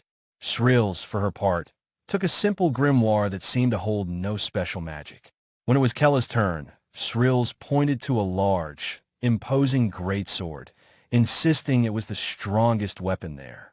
Kella knelt, considering her choice, but his eyes fell on a different, much plainer longsword. He picked it up, much to Sril's disgust, who called it weak. Kella, however, felt a deep connection to the blade.